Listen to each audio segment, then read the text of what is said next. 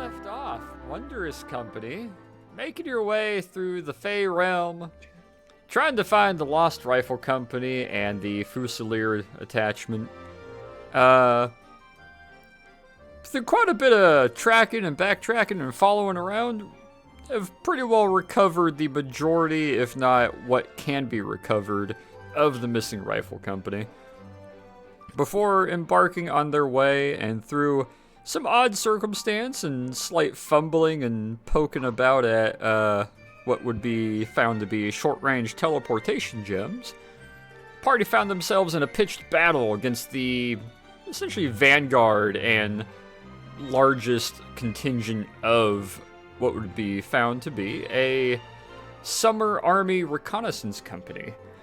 Numbering around 800 strong originally, the party assisted in dispatching the last quarter of the company aside from any outlier units that may be floating about. This made possible with the help of some of the members of the Hawked Fusiliers of the 3rd Signals Company.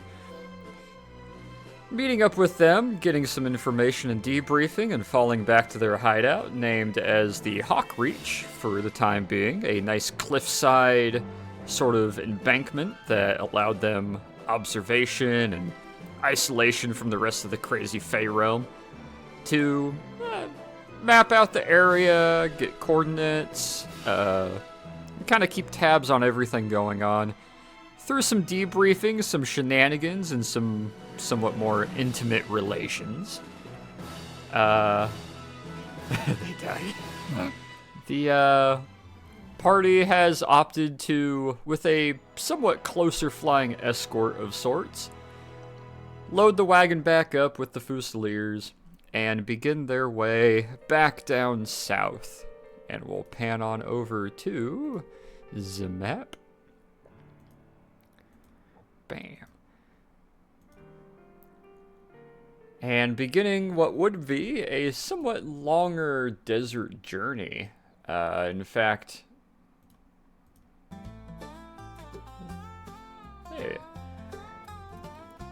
what would be a 3-day journey, reaching from the northeast of the Elven Fallen Town, down the entire eastern stretch of highway to where the desert has encroached and the sands have kind of grown throughout time to cover more and more territory that originally they shouldn't have been. For the time being, Alexander will be taking one heck of a magical power nap. Pretty drained and just kind of fatigued from the last couple days' events. We'll be taking a nice snooze under his big hat in the back of the wagon. And Hachu will be joining him, kind of coiled up next to him, until he should awake a little later on due to IRL circumstance. This leaving the rest of the party get to have a nice 3-day, pretty steady pace and clip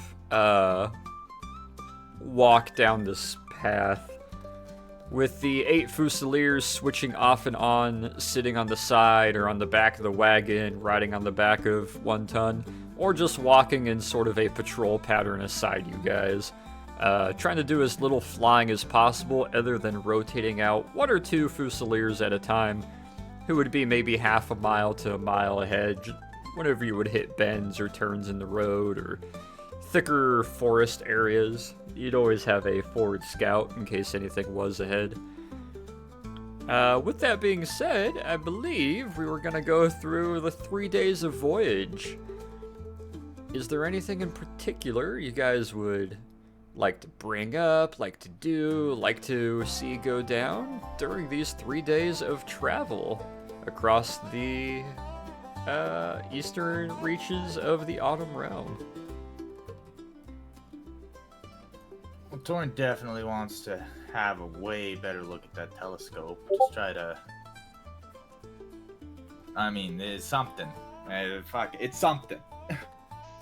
It's something, alright, yeah. Alright. Yeah, now that it's, like, calm and we found them, we can probably take a better look at that. Alright, so Nikos and Tord will take a look at the telescope. Peter, conversations or stuff in particular you're wanting to have or do? No, not really. Alright. And Rich. Actually, he's probably going out ranging. Understood. Just keep an eye. Gotcha. Outrider, more like Outwalker. Out jumper, more like. Listen. You're just mad because he got hops.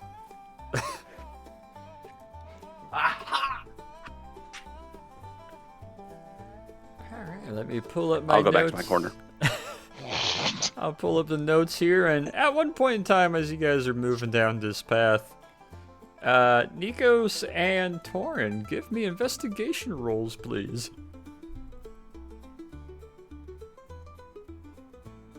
Ooh, let me pop my sheet out here. Investigation. Twa. Ooh. It's definitely a telescope. Yes, this is indeed a telescope. I mean, I don't know if my bonus would apply to this or not. I'll let you decide that. Let's see, it applied to, was it It's more magical? mechanical and Mechanical your and attention, the militaristic telescope isn't item. necessarily mechanical, so I don't know. It's not necessary. I'll say no for this one because it's more so astronomy. It's not necessarily a military or historical item. Still got a 20. Damn. So yeah, Nikos walks over, does the "this baby can magnify so much" look, and then kind of realizes Torin is already looking underneath it and running his claws along it. Licking it. Sniffing it. Yes, brass. Yeah, you take a look at this telescope. It is a almost full copper and brass constructed telescope. A lot of brass fittings over copper tubing and bits and bobs and parts. The mount, the tripod, a lot of copper and brass mixture. However, the color of it is kind of a dull greenish gray, more than anything else, insinuating a lot of time or just a very, very high polish that was given to it. As you look it over, lenses are intact, optics are intact, the two knobs on the left side of it for zooming and angle and clarity, the knob on the top for additional clarity. Everything seems to be in working and operational order as you give it kind of testing twists and turns, rotate it around a few times, full maneuverability. You can see on the bottom where it had been pointed out before, Harper is engraved very nicely into it, a nice inlay around it.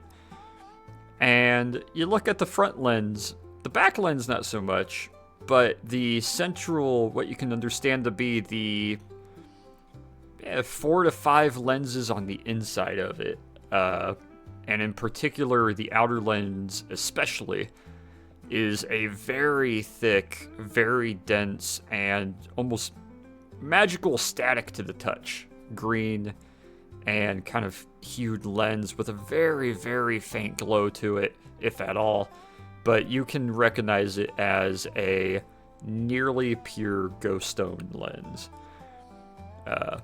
As you give it another kind of spin around and look at it. But yeah, a copper and brass Harper etched, for some reason, ghost stone lens telescope. So who bought this again? hey, I traded some holy water grenades and that magic bendy straw you found in Boston for it. His eye just twitches a little. Right, I'm probably, once things are a bit more settled down, I'm probably going to wish to purchase this off of you. I think I'd be okay with that. Mainly because this is Ghost Stone. It absolutely needs to be watched and protected, but also this is really cool. Right? But, yeah, no, there could be world wars fought over this. small regional conflicts, but still, countries would go to war over what this lens is worth. It's priceless, in a way, unless you plan on parting it out into several large weapons, but that's beside the point. It's a really high DC, but roll me a history check, Torin. We'll see if you did any reading about these. Or perhaps just no. Is a 27 work? You are one short of the needed, so I'm gonna It's a give 28. you half of the info. Yep. I'm gonna type you out real quick half the info. You don't have Nope. anything else that'll give you a buff to that. Me over here wrecking the curve on everyone's history rolls because mine is too much. I mean, man, it'd be nice if someone gave the help action. I mean, I don't think I can do that after the fact, though. Not after, no. Otherwise, I just give him guidance. Can I just give him guidance? Roll perception to see if you can tell that he's, like, pondering over it. Who is playing a banjo right now? You're with a bunch one of do you wanna take? Confederates, what do you think? Fuck, Well, not even over the Damn. pondering his orb. We'll take the 18 for now, but definitely toggle that off. Yeah, you can give him guidance. Okay, Torn you have just- 1d4 on that. Staring intently. Oh, great. Roll a d4, we'll see if it beats Thank or you if so it much. surpasses. Damn, okay. Give me a moment to do some Wow. typing. He's just shove him over that mental edge. He's just sitting there fucking staring at it, and he's like, "Oh, right." Look back, see Soren really focused on it, make the sign of the cross, and Soren just like, got it! Or Torin, sorry. You're running on your username. It's not me for once. Oops. Hey! You fucking nerd. But they sound close, which was They never do. my intention. Are you sure? I am absolutely sure. You know that thing where you try to think of a name, and so you sit around for 2 hours just like making sounds until something like sounds good. No. Oh, well, that's how I make names. Yes, just very convenient that it sounded shockingly similar. No, it was, and I landed on it, and I went past it, and I looked for like another hour, and I was eventually like, no, just Torin sounds right. It's got that sharp sound. It's got the T. It's got that kobold edge to it, but it doesn't have like, it's not like fucking like crack, rock, jag. You know, it's like fucking, it's refined harshness. Yes, Silver. What would you like to name your next character? Okay, yeah, well. I think I'll go for Argentum. You know, silver in another language, because I'm clever. Oh wow. You don't get to talk. Your backup character is literally named character name. I mean, it's not my first backup. My first backup character's name is Shin. It's Rich's cousin. Yes, Jin Kickington. I wonder what he kicks.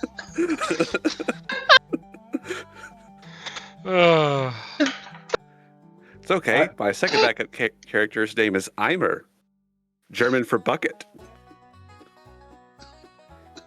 He's a Grave Domain cleric.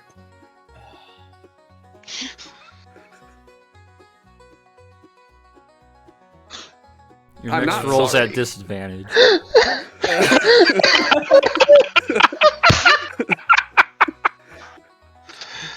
I've already told people this. What are you trying to give me disadvantage on that? You said it in a way that implied you were proud of it. As you should be. It took a while to find an appropriate name for that to achieve the effect that was desired. I didn't just sit there and make mouth sounds until something fit. I researched.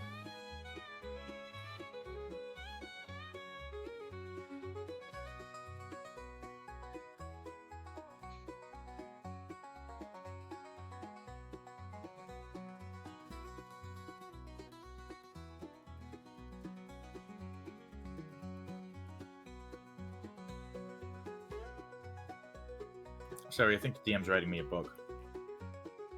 All good. 25 years ago.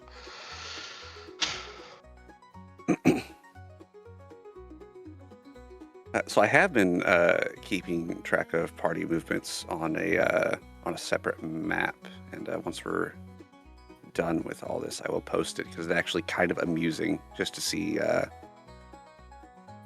the way the party is scrambled all over the realm so far.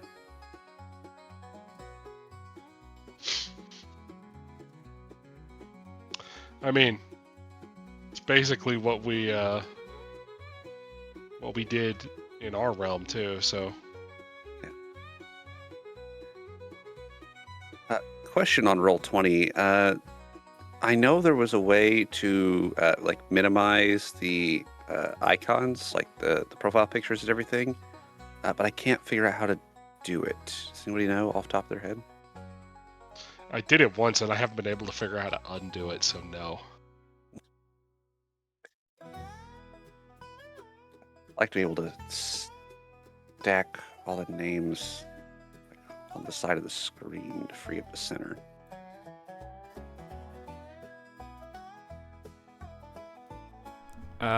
In the cog in the top right, under all those lists, you should be able to find where you can minimize the picture and put it on the top or bottom of the screen.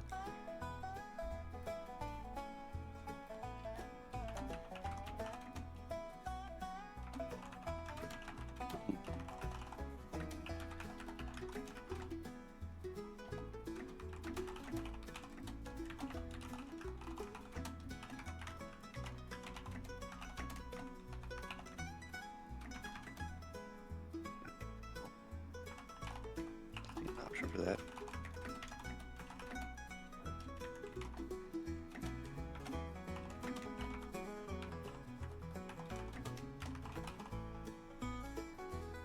Hang on, let me see here. That's fine. You got something go to down write? to... I'm just yammering to buy you time. Yeah, it'd be under, let's see, text chat, dice options, keyboard shortcuts. Graphics, but I only have 3 options. Not graphics. Audio and video. And then you go to video display and, player video and avatar size. You can put the names only, and then player video avatar location. Yeah, I did that forever ago, so it's just little bitty names in the corner. Okay, well. Okay, let's see. Mystery solved.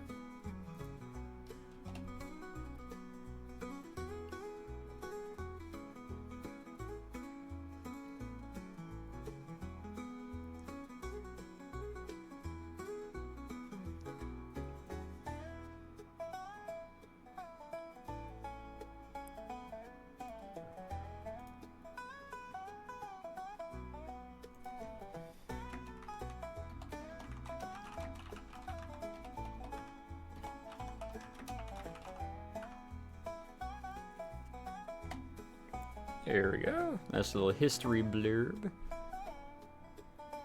Funnily enough, majority of this information that you got isn't from official textbooks or actual historical documents. Admittedly, a lot of this is from your kind of, what would be the best way to describe it? Not tabloids, but your early 1900s Alex Jones and occultism historians, if you could label it that, guys that were obsessed with the deeper state of the Golden Order or the some of the less than trusting of Union government entity types. Interesting. Okay. Like, those guys weren't crazy.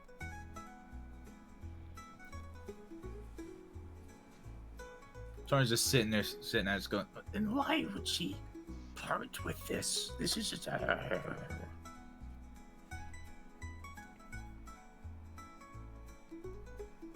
Don't know. I didn't really think to ask. I was a bit too baffled by it being there to think about the logistics of how it came to be there. This is one of 3 built commissioned by a Confederate dignitary of the Order of the Golden Dawn, which is something I keep hearing more and more of. Golden Circle. Well, it's not too surprising you keep hearing more about it. We were in the Confederacy.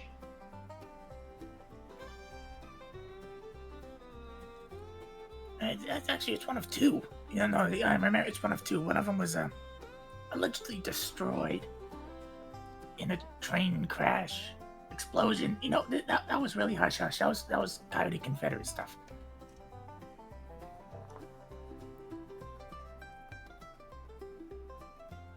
What about the other one? The Confederate government has that one. So that's the one that was destroyed? No, that's the one that's still around.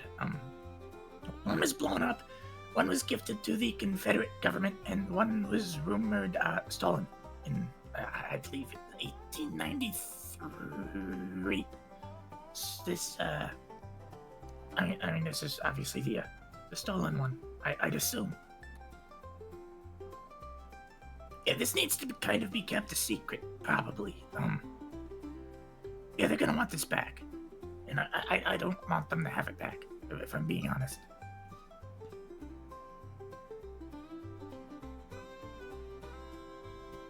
We could also use it.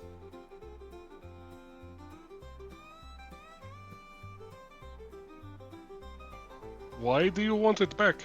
Or why do you not want them to have it? I'm somewhat distrusting of larger governments having means to look across ethereal planes or interfere with the. I'm sure you noticed how displeased I was with the American SOE and what they did in their basement. So same basic principle. I don't want to come off sounding as a conceited to holier than thou, but I believe I'm far more responsible with relics such as this as any government or person in a position of considerable power could be. But don't they already have one, though? So what would having two change? The game. I mean, they'd be the only ones who could. Yeah, I don't know. Where is this line of questioning leading? No, I don't see how them having more than one would change anything if they already have one.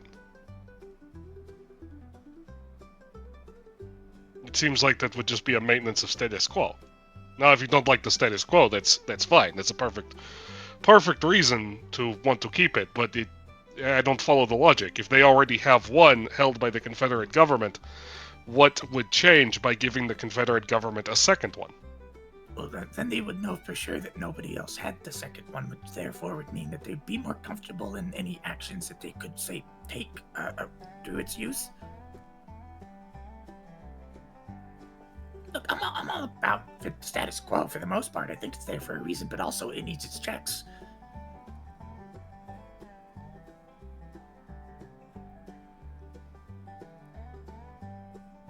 Lord? A really long shrug. Just don't tell anyone about it.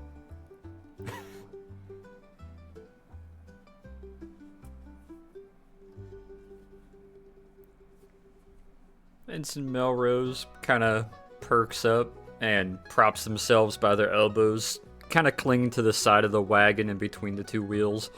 Just looks to you, looks between the three of you, looks at Alexander, looks back to you, Torn. Talking an awful lot about that. Something I'm not allowed to be privy to, because it looks like a real fancy telescope, and can't imagine why you'd bring that here. Yeah, no, We called it here. We found it. It was reportedly stolen. And, well, I really like it. And, stolen goods technically have claim weight to them if they're returned, so Huh. I don't see why someone would steal a telescope, but alright. Yeah, me neither. Maybe they like how shiny it was. Who knows? I mean, it did wind up in the Fey realm. I mean, It might have just kind of fallen through at some point. that is a good point. What? You're saying it opened up in the president's office or something? And it just I mean- fell through the floor? No, I mean, It wouldn't be the strangest thing we've seen here. Honestly, yeah. You mentioned 3 of them? I don't know why a telescope be so special, but you did mention something that happened not too far away from home. The big old train explosion back there in Skirmish. oh, you know about that? Well, my family farm wasn't too far south from there. Yeah, I heard it was Ghost Stone. Supposedly, that train was full of ghost stone, nitroglycerin, and some weird little vagabond group from the County Confederation decided to knock it off its tracks and blow up everything inside. Wait, It was I'm quite a sorry, problem. Who would transport Ghost Stone with nitroglycerin? Nitroglycerin is a strong enough catalyst to actually detonate Ghost Stone. Well, That's just ridiculous. Supposedly, it was just ghost stone, but then also supposedly it was a bunch of weapons and stuff from the California barony. So, regardless of the fact, it left one heck of a crater and some destroyed track I that bet. took quite a few years. Grandma kept giving stories about just how rough it was, because that whole line of track was unusable. They ended up having to get 2 different trains to come to the gap until they could finally fix it. Why Once didn't they they just did. build the train tracks around the crater? She gives a very genuine shrug. Something about the stone made the ground unusable or something? It was a big crater Wasn't the and they cordoned Confederacy- it off for a while. Doesn't the Confederacy also have insane laws surrounding property rights and access through them? A little bit. Something to that extent. I remember Grandma making a couple comments about how it was weird. Our predecessors, the early Signal Corps, they were more like marshals of sorts. But she went on and on about some little green dragon or something that did it, and that apparently drew a bunch of attention from a bunch of people that it kind of turned that little bitty farm into sort of a town and hub for a while. It was interesting, but yeah, I heard you make mention of a train exploding, and I couldn't help but perk my ear at that. So just That kind is of a very interesting. useful little piece of history. Now, if I could just ask you something simple, I'm taking a lot of effort in order to draft this report in such a way that, of course, shows your diligence to duty, but also your necessary actions. Look, I'm covering your asses here, so if you could just not mention the telescope, that would be wonderful. I assumed and have already reflected in my reports that because you are all, and she puts a finger to the side of her nose, OSS, I was already redacting or simply not mentioning your exact numbers and composition. Or armaments, so Well, I mean, the We're good gossip, there. too. do you see a notepad in my hands? No, but look, you interested? Look, just all right. No telescope. You never saw a telescope, okay? I don't know what you're talking about. Yeah, me neither. Lovely day we're having. Yeah, it is pretty nice. I might go on Certainly patrol here in a little bit.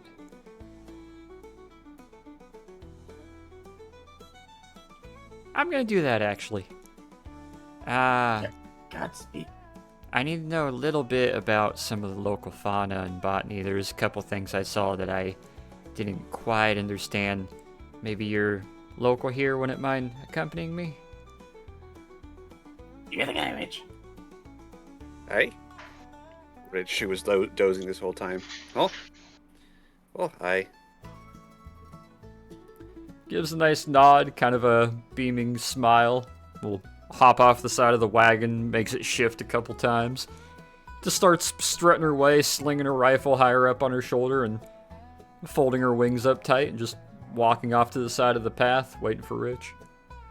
Rich, on the meantime, just like face plants off the back of the wagon, because he's still not fully awake. Going Just at a full- solid 6 miles an hour and just whap, and we just kind of leave him. He steps off it, lands on his shoulders and face, the back of his feet touching the top of his ears, just... Just good twitch. All right, it's fine. Just fucking thumbs up, just like above his head. It's okay. He only ever takes 1 HP. Yeah, he's got about 120 more of those in him. Oh my god. What's that HP? No idea. High point. Computer company. The hell's a computer? Actually, I think they made typewriters at this point. It's something the size of a bedroom. It counts to 10. It's an analog mechanical device that counts. Or a person you hire to count for you. Voices are fading as y'all are getting further away. It's getting more confused. We need something the size of a room to count to 10. We've got 10 fingers. It's very impressive, the fact that a machine can even do that. It's more of a science experiment. Rich, We give got me a an abacus for perception that. roll, please. They use them for calculating artillery trajectories.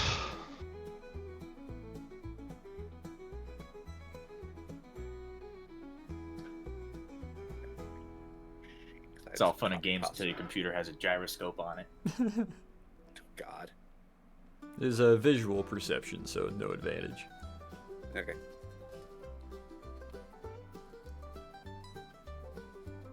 Ooh! Oof. You have a solid moment of... Wait. Do I have 8 or 10 fingers? Because the lines blur sometimes, where when it's cute or applicable, you got paws, but then you also have hands. So the lines blur a little bit between, is it 8 fingers or 10 fingers? Even most commissioned artists don't know. It's a conundrum. It's just whatever's applicable to the scene.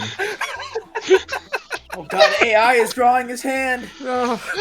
Bro rolled a 1 and had an existential crisis. Literally just laying there It's the on the same- ground, looking at his hands, It's trembling. the same problem with Torn. Is it 3 claws and thumb digits, or is it 4 fingers and thumbs? The artists don't know. And I specify it's 3 claws. 3 claws and a thumb, yes. But Rich has a solid moment of, do I have 3 or 4 fingers per hand? He's just staring at your hands for a moment as you zone out from Closing the party. closing one eye, squinting, closing the other eye, squinting again. Like, Rich, that only works when you're drunk. As you raise your hands up and looking through them, you can see off between a couple of the fingers to the side, the ensign is standing there, square on with you, about 20 yards away, just hands on either hip, rifle slung over her shoulder, just looking to you expectantly, wings kind of halfway out to either side, gives a head nod to you, and starts walking right. off the path into the forest.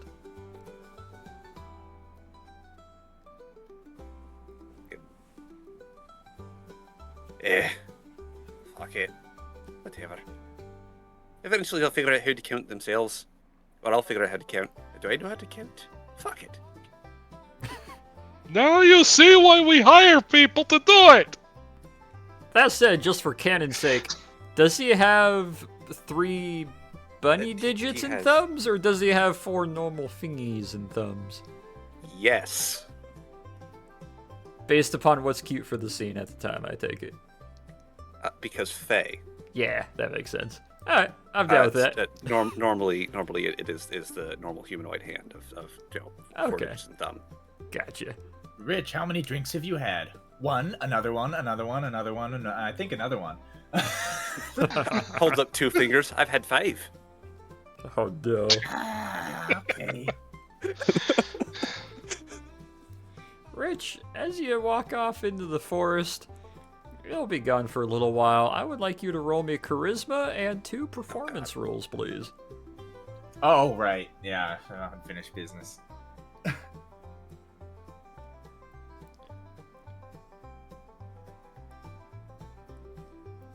Alright.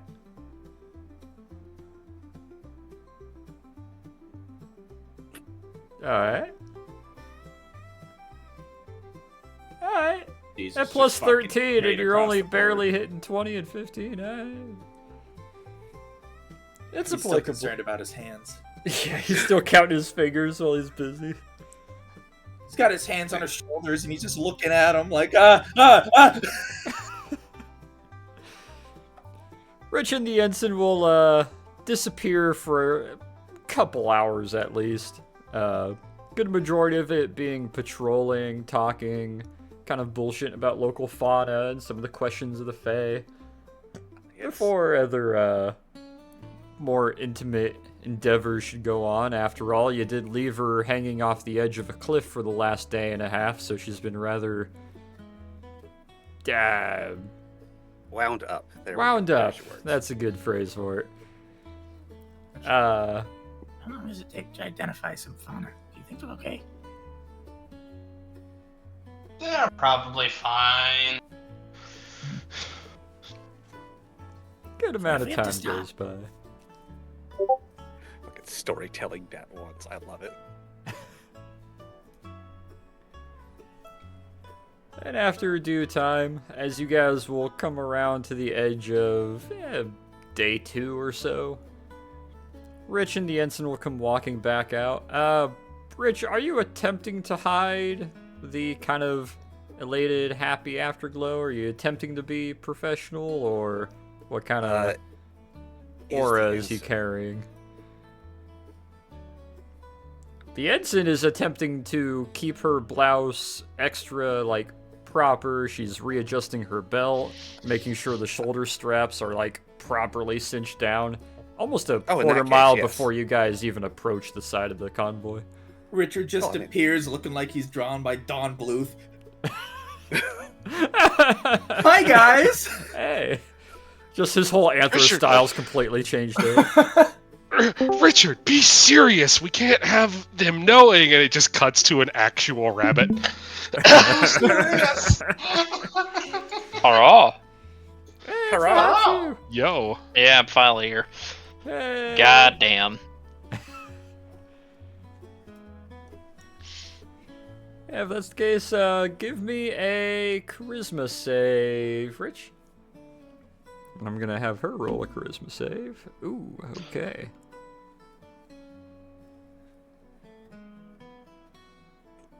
So, you look at Rich and you're like, he seems fluffier in the cheeks. Oh, there he is. Yeah, he seems a little pleasant. The ensign, though, clean uniform, proper, put together, but having only rolled a 2 plus 2, a 4, it is not hard to tell at all that she triple adjusted and fixed her uniform and tried her best to fix her hair, but is walking and staggering in that sort of still uneasy footing that you can tell with how much she's readjusting her rifle every couple moments, with how she's trying to walk in a normal pattern but keeps looking over her shoulders and smiling a little bit goofier, trying to play it off. You can tell, yeah, the two of them were they were up to something before rejoining a couple hours later. Why did you two fall on a plant? Oh, You might say that. There was a rock. It was a funny rock. Yep. Aye. Very funny rock. Told lots of jokes. Some of them are even funny. Oh, thanks. Torn is really squinting. What do I get for that insight roll?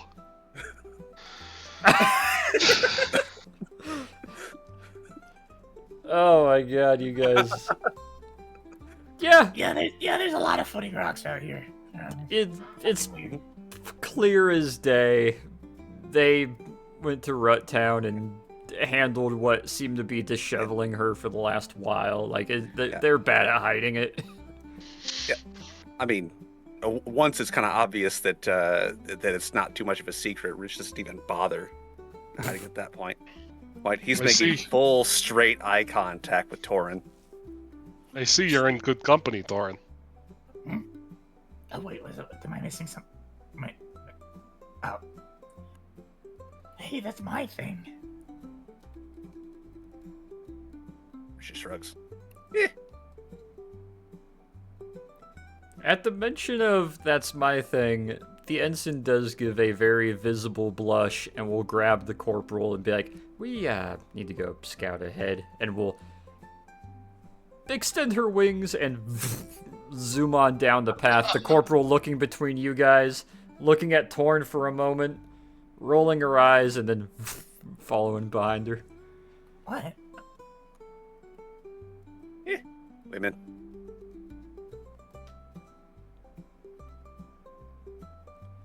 Around this time, though, as Rich is walking beside, the couple other Fusiliers are kind of giggling and talking amongst themselves, the other 5 or 4 that are just kind of idly walking a little bit behind or in front of the wagon, just in sort of a patrol-like pattern, sort of a staggered column type deal down the path. Hachu! You're coiled up and kind of rolled around in the back of the cart. You've been taking a nice magic nap for a while, and as you raise your head up, you realize Alexander is a little throw pillow plush bundle in the middle of your coil. Get the He's jackets. gonna be Get the jacket. napping. You're gonna be napping for a little while, but he'll still be napping for the next while. Shouldn't- But Shouldn't he have to make a save to be able to get away from the softness that is Alexander? you know, No. you do make a point. Give me a Constitution save, Hachu. If you're gonna make everybody Okay. roll every time they look at Siren, Yeah.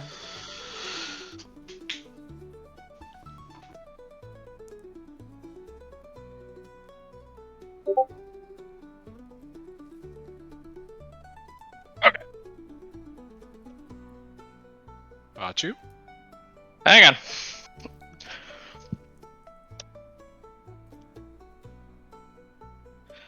There we go.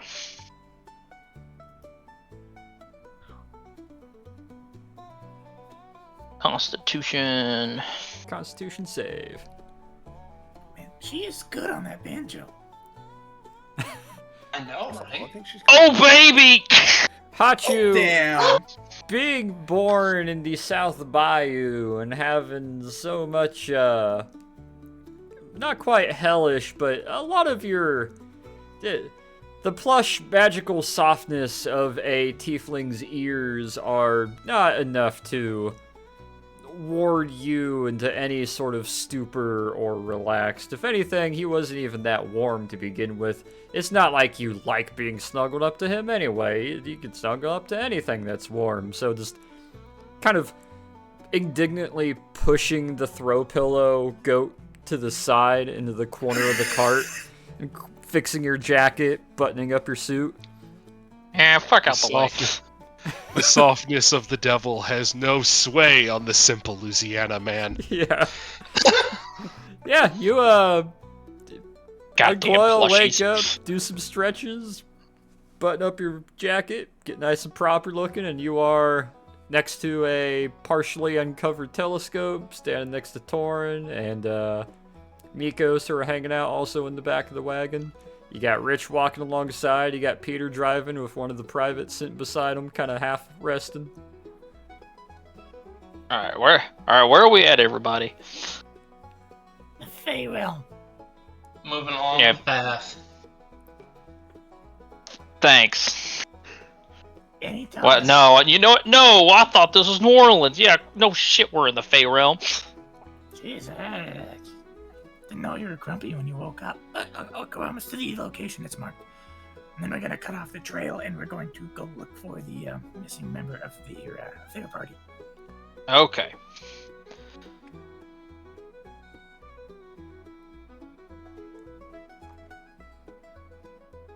Okay, could you move a little to the right? Your shadow's blocking the sun. I was Oh, quite yeah, enjoying it. hang on. Okay. fucking straight up Sheldon. You're in my spot. Con save, Torn. Oh my god. Torn giving the Sheldon "you're in my spot" is... Oh no. Give me a con save though, Torn. Oh, no. Oh, wow. Hachu moves his head off to the side, and just a perfect beam of sunlight decides to shoot its way through, glints off the ghost stone, and just tags to your glasses lens. Just come on. What? The chances of that? But you're the one that likes statistics. No, I don't.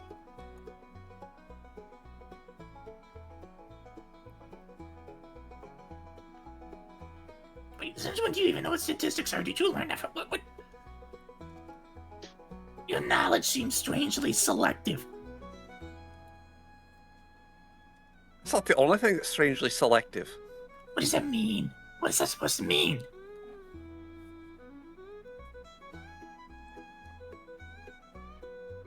Rich does not respond. What does that mean? Why are you like this? Would you rather be something else? But I wouldn't be me, neither would I.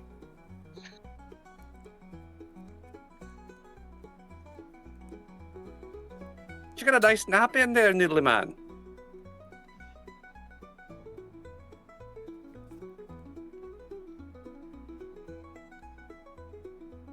Uh-oh. Still waking up, apparently.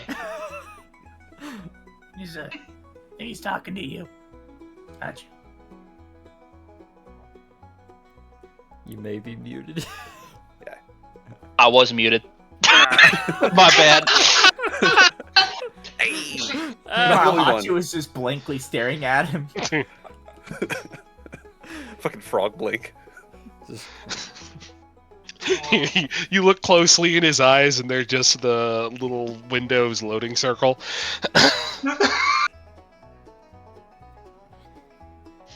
All right, I'm sorry. Sorry. All right, Hachu.exe has stopped responding. that's pretty frequent, to be honest. Yeah, he was just asking how your nap was. Need more. Hey. I understand that. Gotta go somewhere where it's more humid or more wet. Some of us know a spell for that. No, don't come over here with your commie hocus pocus, alright? For some reason, it's the only spell I can do, okay? Which is so confusing. Well, I guess so. Talking about mommy. How depressing to You know, Long like story. but to only use that horrible spell. I don't even know why I can do it. That's so weird. I'm not a magical What do creature. you mean, Commie? You're talking like the mouse thing. The shagging his wife when we dragged him away. No, different commie. A communist. It's a rather long story. Yeah, those terms are quite easy to confuse now that I think about it. Wow. It's This a story is rather completely long different. story. You see, only 20 years ago. Alright, I don't want to explain to him what a communist is. Like, I'll let the actual Russian do that. Like, You burned my house to the ground!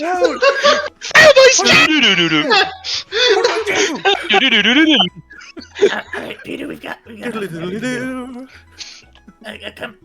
which come here. Rich just hops up on the edge of the wagon. Alright, for the next 2.5 hours or whatever it takes, I think Peter and Torin is going to be sitting there, like tag teaming, explaining communism to them from Torin different world and Peter. viewpoints. Torin, roll me history. Peter, roll me history with advantage. oh, that's mediocre. Is it really history if I was there? That's why you got 2 24s. Yeah. The But- dice are correct. Peter would know way more about this than Torin. Peter, roll me a charisma check. With advantage? Actually, no, persuasion. With Roll. advantage? Without advantage, just straight across persuasion. 15.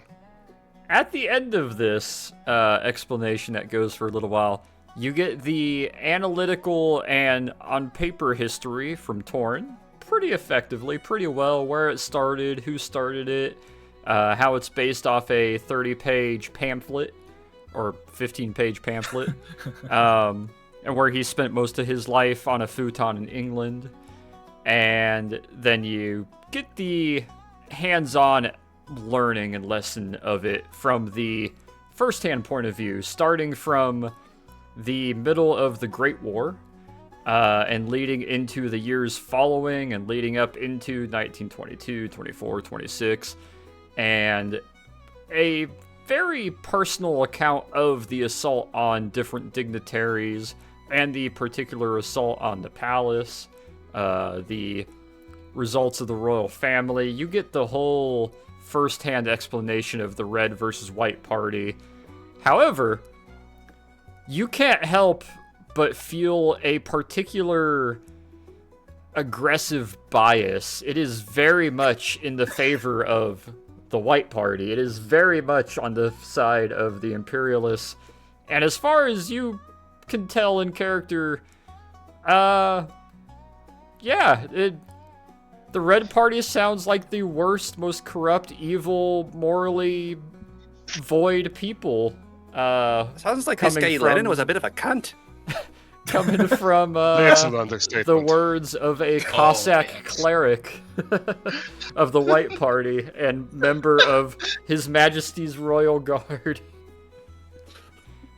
Whose family was all executed by the Soviets. So, His family was all executed. So, along with his entire Cossack lineage for the most part, to his knowledge. So, there you have a very biased, reasonably so, history of the Russian Civil War and what led up to it, and the originators thanks to Torn. So what do you know about Earth, Richard? Communism bad, that's it. Communism bad, pretty fair deep stance, frying not gonna lie. good, the Confederacy strangely familiar? And there's something called Irish. I don't know what that is. Talk like an Irishman.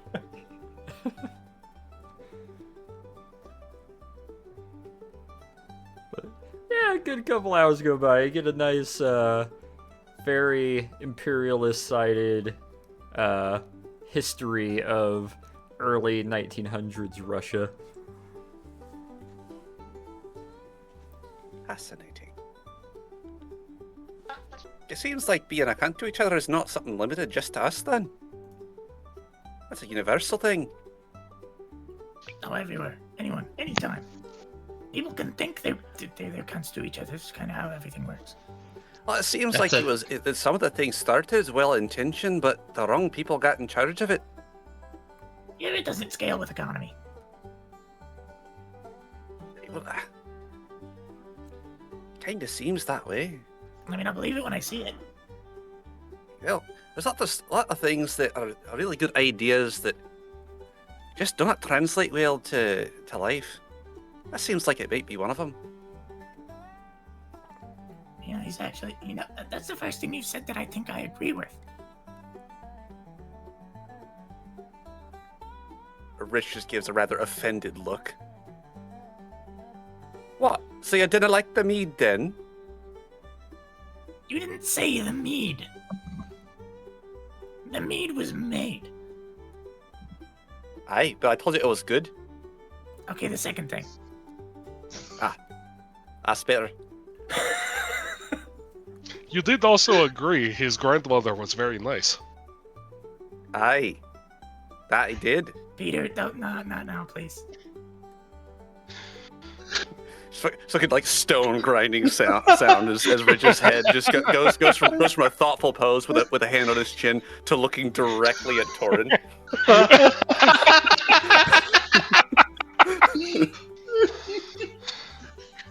That kind of look where the head just grinds and rotates, the ears sway a little bit and kind of bend forward. Don't worry, we'll keep him tied up this visit. Gran is all over that. You can't be mad and make jokes about it at the same time. Pick a lane. My tax is paid for the entire fucking road. Okay? I'll take whatever part of the half that I want. You can be mad about something and still find it funny. You prick. I can't do that. Yeah, Because you're Torin narrow-minded. has been thrown into a pit of introspection for the next while now. What's something I'm mad at that I think is funny? Damn. Like rubbing his forehead. No. No. Not that. Now who's having an existential crisis about something that should already be apparent? Goodness. With jokes and pretty good candor and a good clip to your guys' speed and progress, the second and third days go by pretty relaxed, pretty chill. Making your way further down this path as you see yourselves passing just below the foothills of the furthest southeasternmost peak. Rounding about the base of it in the shade and kind of hidden from the sun that seems to have positioned itself a bit to the north now for some reason. It's nice and cool, it's brisk, but still very light. As you come to a sort of opening before it starts to swoop downwards and leads to the lowlands. Perception check, all 5 of you. Hey. Per Skeppin. Alright, Hachu, let's see your 38,000 perception check. Hey, it's not Oh! that high. I'm just saying, you always kill these. Watch, he's getting that one this time. Yeah, you that would be jinxed very him. funny. Good job. Ah, damn. Give me a second, I got a DM. Also, we don't get to talk about him anymore because he has +8 and Rich has +14. True. Yeah, good point. True.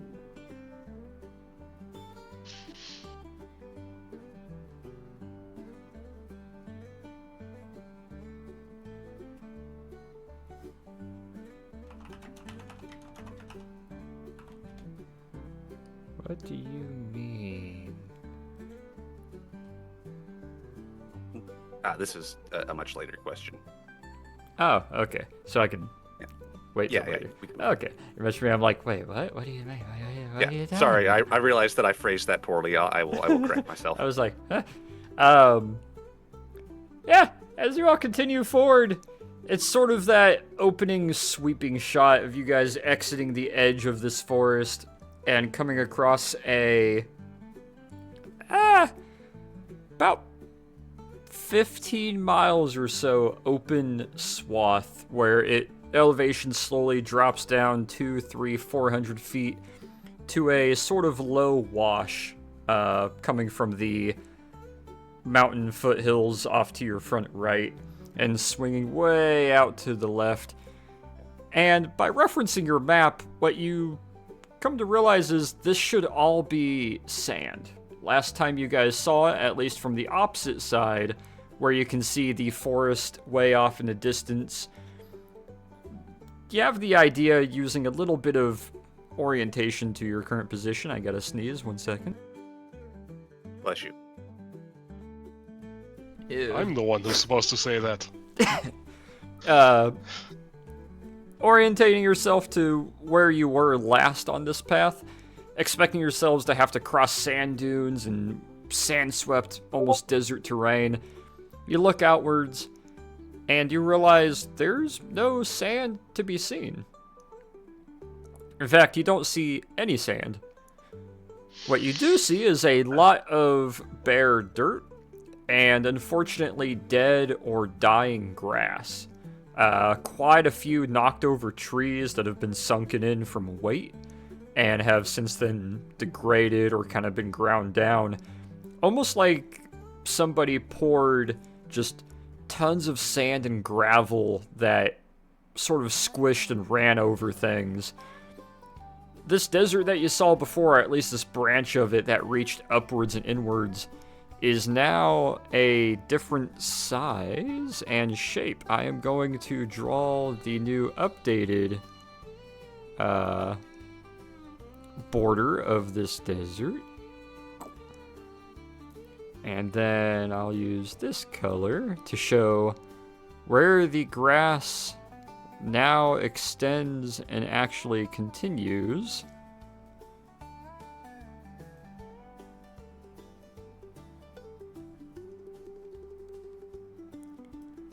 So as of right now, all that is grass, and this large swath of land here is just dirt and somewhat dead, but slowly regrowing, rekindling grass, fallen trees, essentially able to be reforested in time. The sand and gravel that had rolled across this area seems to have receded far off to the southeast when you look that direction, almost to the point that you can't tell if it's sand or if it's just general heat haze of the flatlands, but it becomes a very large savanna the further and further away you look, to the point that likely this is how the border between the summer and autumn realm is supposed to look. Just a large, ever-stretching savanna, not a massive Saharan sand dune like it was the last time you were here. Oh, wow. It seems the sands have retreated for the time being. The circle captain kept his word, I believe. Aye. That's one thing about the Fae. As far as I was always aware that once you give your word, you're bound to it. It's very important that whenever you say that you're making a deal or you say you're going to do something, you follow through with it. Of course. That's Aye, but it's more than just an honor thing. It is an honorable thing to follow through on your word, but it is a visceral thing. It is a part of our very being. And what happens if you don't? Nothing good, to say the least. Well, I mean, I was kind of looking for specifics. It's not something that I can, comprehend. Just a Fae realm mumbo jumbo. Oh, it'll be bad. Well, I tend to keep my word so I wouldn't know firsthand. Only we have our stories. Not just the regular of ill befalling you if you don't do your thing. He's making the woo movements with his hands. It's more like you'll wake up in the next morning with blood pouring from your eyes, kind of things. Oh, lovely. Aye. So, as I say, kind of important for one to keep their word.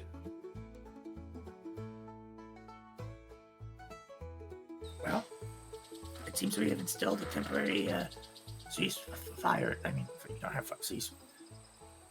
Truce, whatever you call it.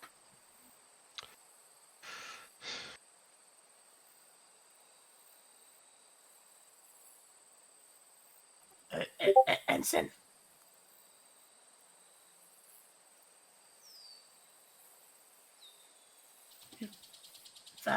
You've been looking at the map. I believe our search area, if what's annotated here is correct, should be to the northeast off the trail. She's somewhat up ahead with three of the others. She'll slow down, look back as one of her hawk ears kind of turns to overhear you. Just start fishing into her little officer knapsack on her side, taking out the map, unfolding it. Starts looking around side to side a few times. I do believe you're right.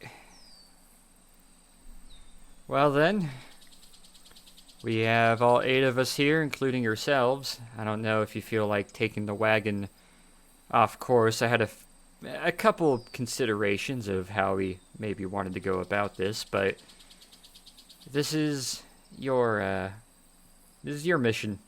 So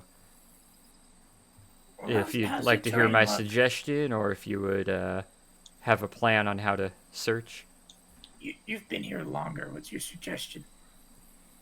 Well, with our limited flight ability this far south, since we don't know what the threats are, and with the tree canopy and foothills making it a bit difficult, admittedly searching on foot would be almost the best way. She likely wouldn't have herself be visible from air or ground, but she would also probably leave some signs that only we would be able to notice from the air as well.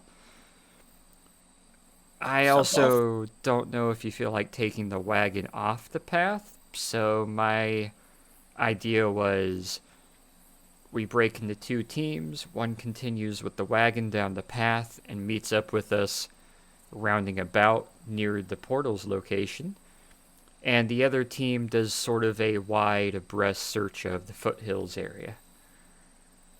Yeah, well, this is all mostly, like grasslands and forest, right? Yep, almost all that's forest. Not dense forest, but moderate to temperate forest. How reasonable would it be to take the wagon off through there?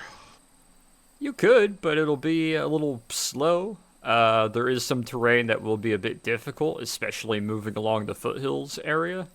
But you'd be able to. It'd just be a little bit more difficult, and the chance of possibly throwing or damaging something will be a little more substantial. But That's you could what take it with mending is for. How did that I'm help with okay with certain taking- cargo. Say again? I wonder how that helped with certain cargo.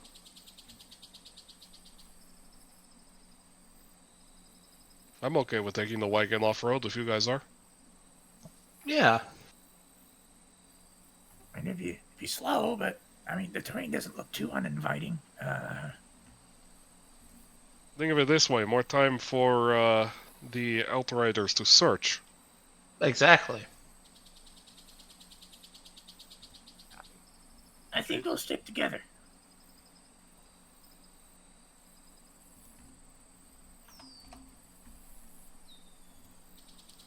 she'll give a little nod. Very well then. How would you like us employed? I mean, she's your people. I mean, You kind of have seniority and rank here, unless you're okay with me commanding my detachment directly. It's your detachment. You know the best way to operate them. yeah, I don't know what you guys do. I mean, And like that, you already make yourself 20 times more competent than the late captain. Alright, Section 1, Flight 2, you're gonna be flying off to her south, and she starts giving out some orders, essentially breaking them into 2 Hawk teams that are gonna be basically to your front left, front right, back left, and back right corner, about a half mile to mile out from your guys' location. And they're going to be doing kind of a back and forth between you and flying to that outer corner. Wherever you guys move, the 4 of them will be about a mile out to each of your corner directions at all times, flying in groups of 2, doing kind of a back and forth as you should move to kind of extend the search pattern outwards. I think I think the best way for us to go about this would to be spread out, shouting distance, seeing distance, but 50 to 100 meters apart, maybe, with the six of us. I mean, that's a decent spread. It's not a terrible idea. Though if she's still hiding and does not realize that we're there to search and find her, then she might be thinking that we're part of an opposing force or something. Is the ensign with us? Still? Yeah, she's still standing there. Or the Why alternative. don't Is there you- a certain color response or something that you use that would at least let her know that we're with? Well, I don't suppose any of you can speak or make harpy sounds, can you? Afraid not. Rich Then- biting his tongue. Yeah, probably could. Any of those calls that we would normally make in our tongue would be the usual challenge and answer, but And I mean, you know Can we- English, right? try yes. and rotate one of your personnel, whoever's feeling the most tired, back onto the wagon over the course of this journey, so we have someone with us. Since I believe you have an odd number of personnel, if I remember correctly. There is 8 of us, but tell you what, Oh no, you're right. There is 8. Corporal, your wing's a little tired, right? You see a couple quick nods. The corporal will stay here with you. Penglass, feel free to hop aboard the wagon, stay with them. I'll fly solo to the back left of the formation.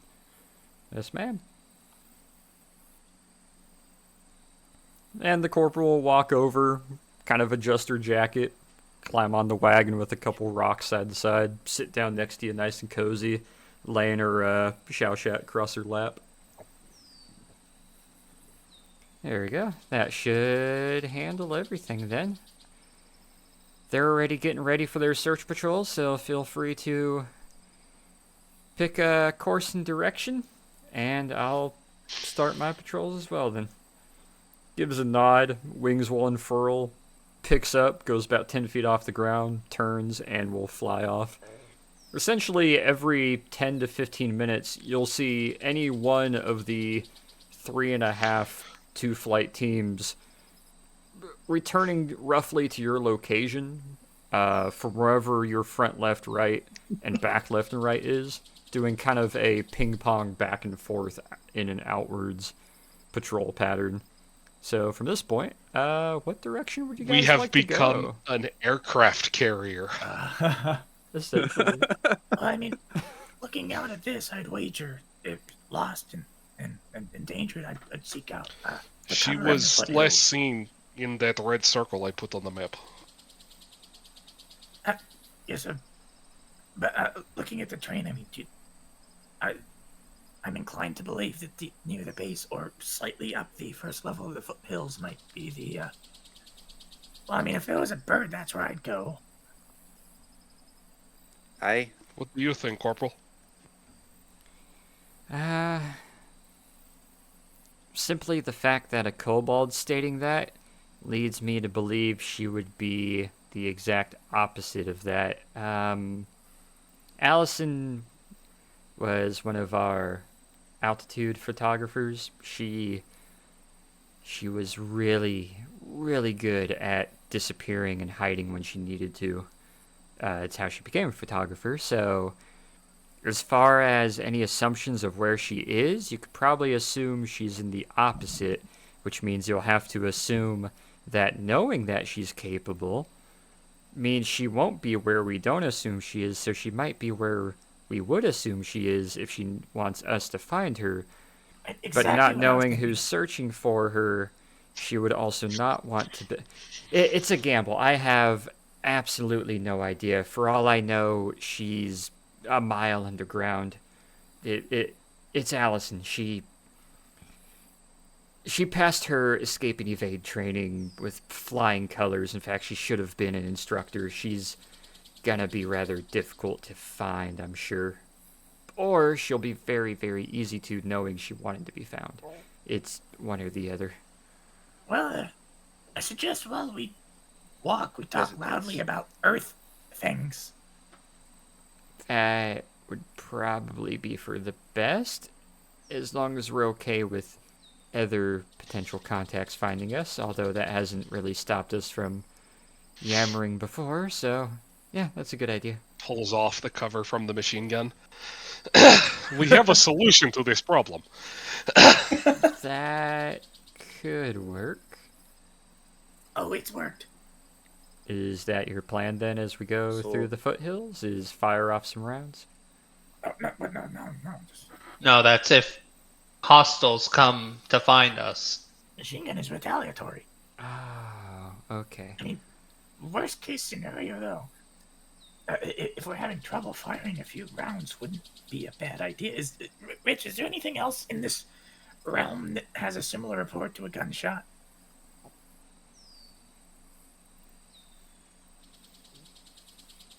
DM, is there? I'll leave that up to you, but I would say probably not. Other than There's very lightning. few things that would be relatively close to that. Most of them would be magical in nature, or things that nothing sounds exact. Things sound close, but nothing like these beasties you got here. Right, so if things start looking dire, a good 10, 15, 20 rounds of full auto would, full auto makes itself known. And if you know, you know. Is it in here? Do you have any flares? If I was to grab Baker, she should have a couple as one of our scouts and photographers. Although I'm not sure if she's expended them yet. Next time she's around, we can collect them. Yeah, I say we hold off on flares and gunfire until it might be necessary. Again, I'm concerned about drawing unwanted attention. I can only imagine Right. sending a bright red "come get me" star above the tree line might not be great. Yeah, last case scenario, if we get desperate. That's also implying she'll be able to see it if she's under a canopy. That's why I like the gunfire idea. Aye. It's a great idea. I kind of agree with that. So, let me make a suggestion. Allow me to get a fair distance away, so I can keep an eye to see what moves whenever whenever you decide to do that. Not just because it's loud as fuck, but if something does move, contrary to what it should see, there's a good chance that we'll be able to spot that and at least report it back. If it's a enemy or if it's Miss Allison we're searching for here. Alright, we have a loose plan.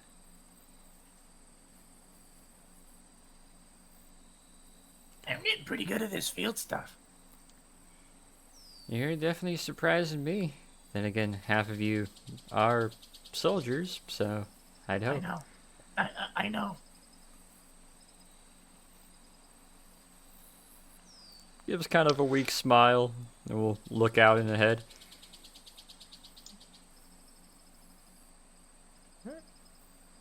I take it you guys are gonna veer off the path and start making your way along the foothills? Yeah. Yepper. Alrighty. As you break off the path and begin making your way up and along, Peter, I would like a... I don't think you have the vehicle stat currently, do you? No. Give me animal handling then. Can I do the help action? You can indeed. 9. Help action. So, God, one time God it's just forbid like I grass. roll It's so with soft this. under my hooves. I'm gonna gallop. how do you want to handle the help action? I keep forgetting to ask this. Gives do you wanna just advantage. do simple? Okay, I didn't know if you wanted me to roll an additional or if you wanted him to roll on that. So. We'll just do advantage with this one. 16. Ooh, much better. Yeah, with the help of the bunny kind of leading along the haunts, make a nice gradual crawl up and over a couple of these sort of thumbs sticking out from the mountains. If it's sort of a passing of time cartoon, you're watching the dotted line go up and then back down, and then up and then back down. Just kind of rolling along with these. A couple of them you decide instead of going up and over them slowly to branch around the left, and you make a couple zigzags as you're making your way from holler to holler, and kind of canyon to canyon, wash to wash. As you start to enter the suspected area that you are looking for, I would like investigation from everyone who's going to be actively looking outwards or trying to see if they can spot anything of interest. Can we get one for 1 ton too? She is busy watching the road, or the lack of road, and more so her pathing and steps. Torn probably would, unless someone Three. spoke against it. Probably be about 100 meters out, like rock hopping or something, like just. Alright. As long Once things as get long as going. you can keep up, which I'm I- sure you can. Definitely, yeah. He can. I imagine some of you are dismounted in part of the search. Wow! Fuck yeah! Okay. Got you? He just like scrambles up onto a rock, pulls out a spyglass, shrink. Ooh, ooh. It's that picture of leaning way too far forward on one leg and just extending all his entire upper half forward with the magnifying glass. It's either that or the majestic Lewis and Clark at the top of the mountain pose. Yes. Meanwhile, Rich is too distracted helping Wonton. Same with Peter. Oh my god, gopher hole, gopher hole, this whole field is gopher holes. It's all gopher holes. The Fey Realm is one giant gopher hole. Yeah, looking outwards, Nikos, you got a pretty good eye on the terrain. You're noticing a lot of opportune locations. If this was perhaps you guys back on your realm, talk about ambush central. If anything, you're almost getting a little paranoid at, wow, if there were bad guys here, we'd be wrecked. There is a lot of good hiding spots here. Not just for evasion, but this is unpleasant. This makes me feel uneasy. Peter and Rich, though, oh yeah, plenty busy with 1 ton and moving the wagon, not really able to give too much attention outwards. Torin, though, let me DM you what you spot as you hop on top of a rock and look outwards. If you spot something that could be it, then let me know, and I can try using locate object once we're close-ish. Alright, I'm seeing lots of good hiding spots, so. Over. If you need need me to, I can break away and take a closer look at some of those things, or look wider or higher, despite my stature.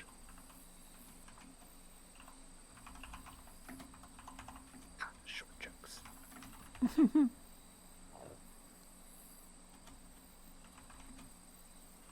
I mean, flashbacks decades early.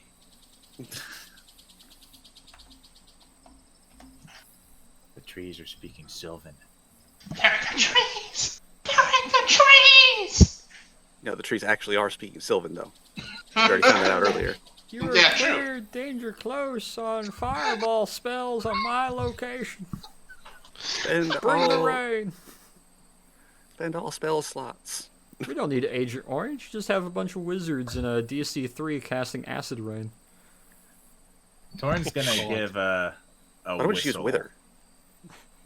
Like one of those low, like starts kind of high and drops whistles for attention. I can't whistle, so I can't do it. But yeah, like could be a bird, probably not a bird, not a bird. Yeah. I understood. And he's going to gesture off to the distance, to the east northeast. I don't know how do you gesture fucking 600 meters in pointing like. With 5 fingers, there is a specific way to do index and thumb or middle finger, thumb, and whatnot to denote 6. But with 3 claws and a thumb, I suppose just holding up 3 twice might do it. And then kind of Rich pointing having with no a idea what knife hand and hand. arm signals. Yeah, Rich having no idea what a hand and arm signal is. Yeah. Well, not about their hand and arm signals. Actually, anyway. give me performance, Thorn. You charismatic kobold, you. He is He's locked in. You guys see Torin, he perches up on the rock, and you see open claw hand, slight wave, twist, knife chop, tomahawk, point. Full seriousness on his face, but Like a fucking army Rich just man responds from a with 90s masturbatory TV hand show. gesture and fucking hands up. admittedly, What is- Nikos never learned conventional military hand signs, and Peter, in all of your experience, the early Great War Russian army, let alone the Cossacks, didn't really have more than "go that way" as a hand sign. If anything, hand No. signs hadn't even really No, been we would have, but fully it would be an integrated. entirely different philosophy. That too, yeah, it'd be all horsebound. So you're just seeing them make like Ohio State or whatever, like tomahawk signs and a point and like a open palm, Torin open looks like palm. an 8-year-old that watched a war movie and is now copying the gestures.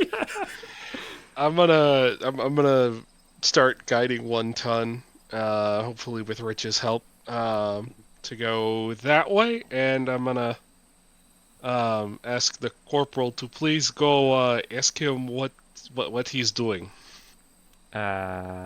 Interpretive dance of some kind. Oh, okay. She'll Yeah, we need to Give know a the quick little- interpretation is the problem. quick little leap off the side of the wagon, wings unfurl fully, and she'll fly not even a half a foot off the ground, zip on over.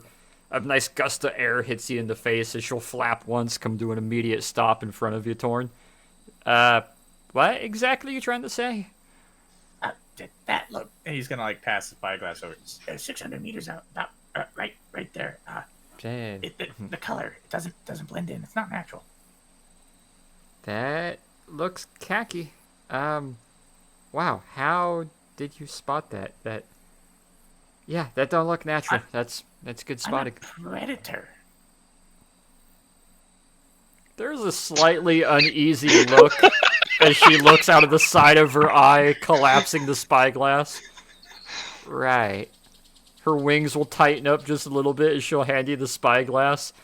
Takes 3 steps away from you and then gives a extra quick flap and flies back towards the wagon. Quickly grabbing onto the side of it, it gives a nice rock. About 600 meters east-southeast. Pretty unnatural shape. Looks like it might be a tarp, maybe a canvas that lost some of its camouflage.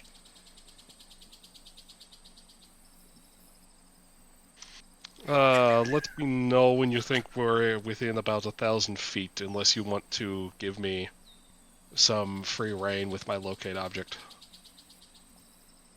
DM. Alright. What kind of object specifically you're wanting to locate? Or like, what is it that you're wanting to try to focus on with this? Just gonna grab one of the buttons on her like cuffs, hold it up, and then cast it with that. Yeah, you reach over, take her sleeve, her arm kind of raises up, and she looks at you with a raised brow, like, what the hell are you doing? As you grab the button on the corner there. Yeah, cast a spell for me, let me double check, but it should be good. It does have 1,000-foot range normally, but the question is, are you gonna give me more than that, or are we just gonna wait until we're closer? We'll say you're able to cast this as you get a bit closer, because it is only up to 1,000 feet, and I'm sure 600 meters is quite a bit further. Yeah, just a little bit. Just a Torn's tad. gonna be on the advance, not like rushy advance, not like moving probably Briskly. ahead of the wagon, probably, but Alright. not like rushing ahead, like pacing. Well, if you'd be just a little bit ahead, the others are kind of falling by the side. A lot of the other patrols are still outwards, scanning the outward area, as you guys seem to have spotted this.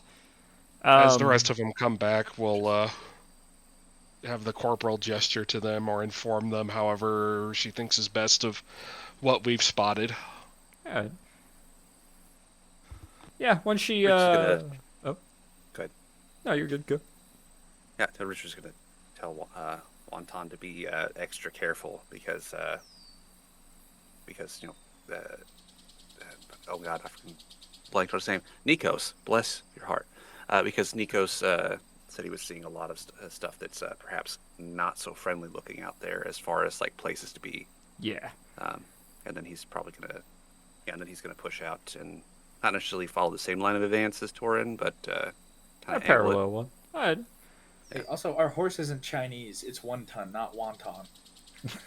Well, I said it's spelt wonton, though, is the thing. Oh no. Whether it was some Confederate who figured, wonton, this'll be funny, and her just interpreting it as 1 ton, or if it was meant to be 1 ton and just illiterately spelt. Not really sure. I like the idea that it was supposed to be 1 ton, and because she's horse F100.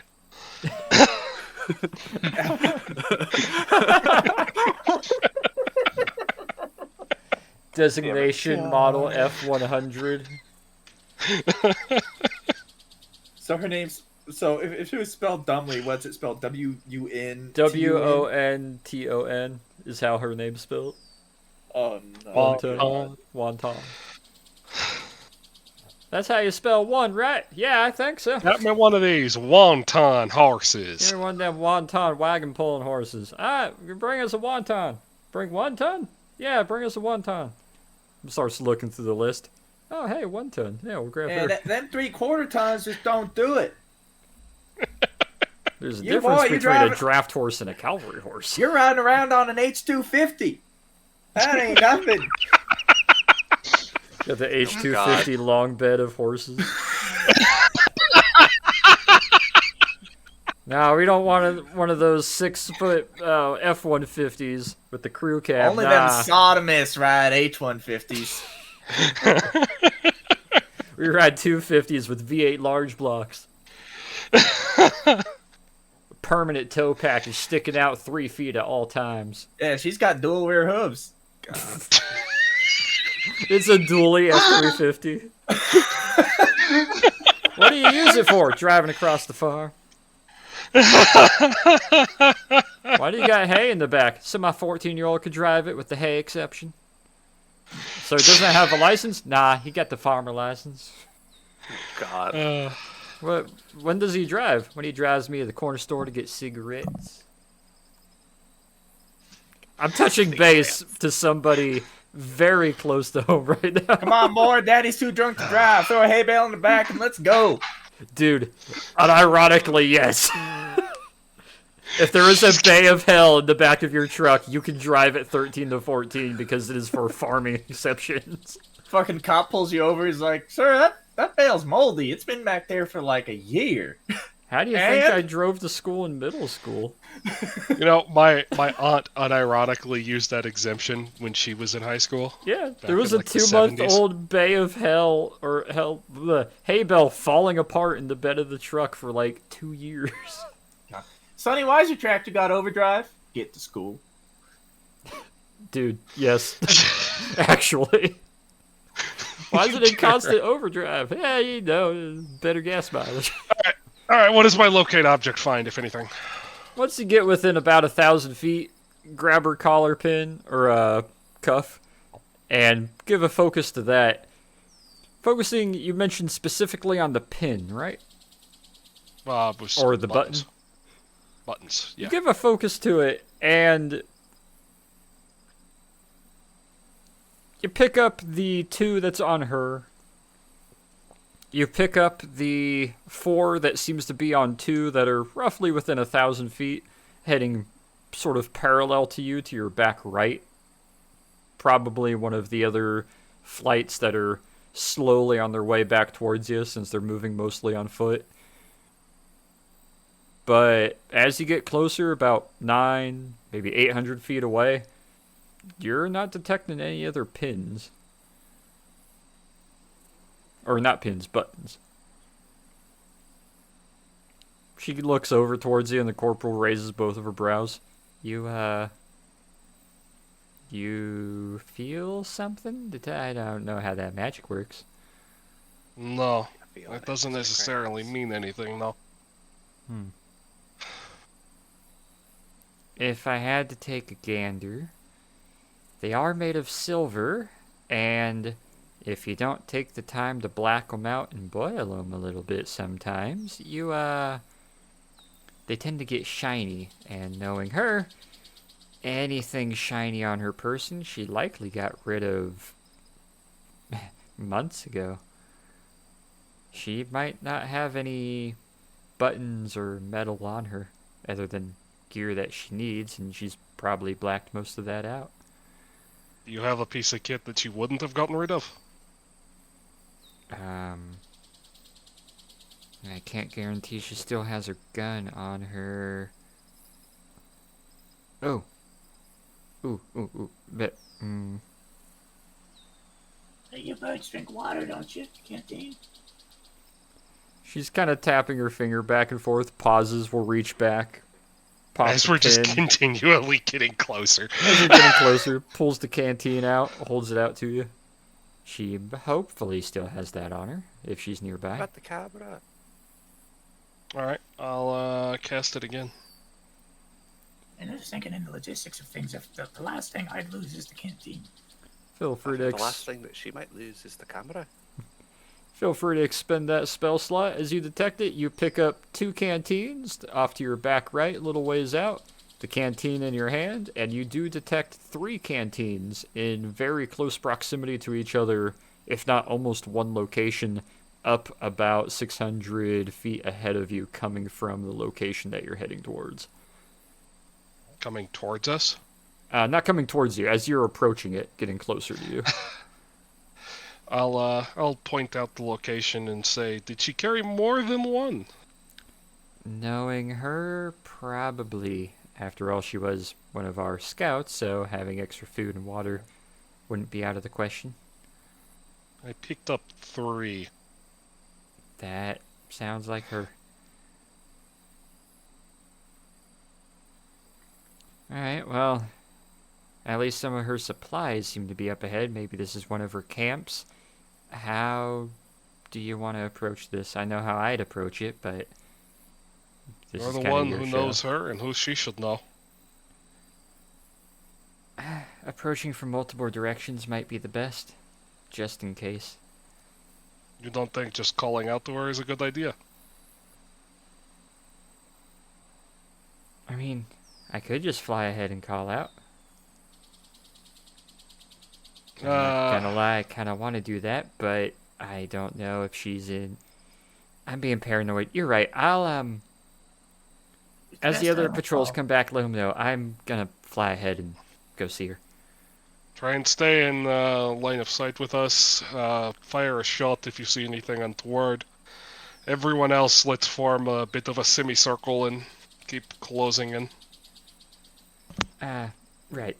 She'll step off the front, almost steps on the back of 1 ton as she'll give a very hurried rush forward, spans her wings out, and will start flying past. Over the top of Rich and Torn, she'll fly past you as she zooms on ahead towards the site. I'm gonna keep my concentration on locate object because I got 10 minutes of that. Alright. You guys get So I about form kind of a half crescent. Hachu and Nikos, are you guys gonna disembark and join the kind of forward encroaching half circle, or are you gonna stay with the wagon? I'll dismount and Sure, I'll join dismount. the Go with him. semicircle. Alright. Give me a moment here to go to the map. Look over at Warren Peter like, do you want me to range wide or stay in close? Go ahead. Torn's gonna probably be whistling Dixie. Oh my god. If you're creeping up and you snap a branch, dude, that's like that. I mean, you're being snuck up on. If someone's strolling up whistling Dixie, like, I mean, That's a good point. Yeah, we're not sneaking. We're just making a No. net. So they're not sneaking. Rich absolutely would be trying to be quiet about it in case something else is out there too. Gotcha. Yeah, if you guys are wanting to sneak, give me stealth. I forgot to add the wagon here, so let me add the wagon. Oh, we're gonna have a fight. She's gonna be mushroomed. Calling it now. Nah, Really. I just forgot the wagon. I always forget to put the wagon. And whoop. There we go. Yeah.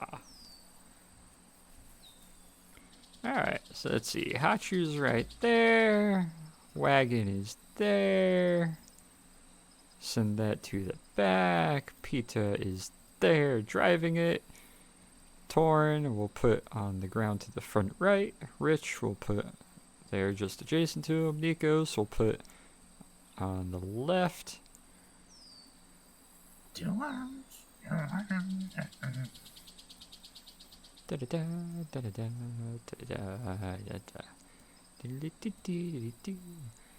Yes, I made my character whistle when I can because I'm jealous.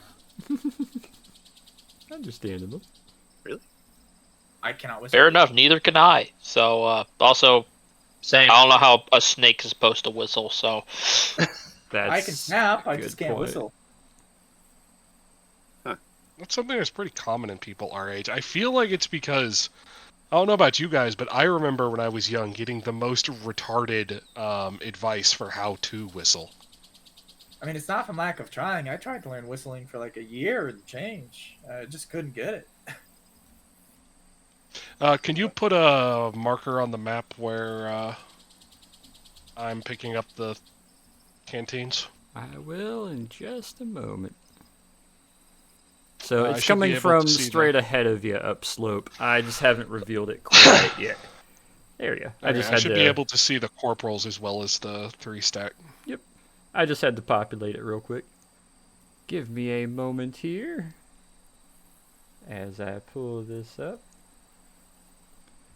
As you guys fan out and are starting to make your way forwards, the wagon pulling up behind, heading along this little path as it opens up to a clearing. You can see ahead of you a somewhat raised part of ground, almost like a little island in this very long, dry riverbed.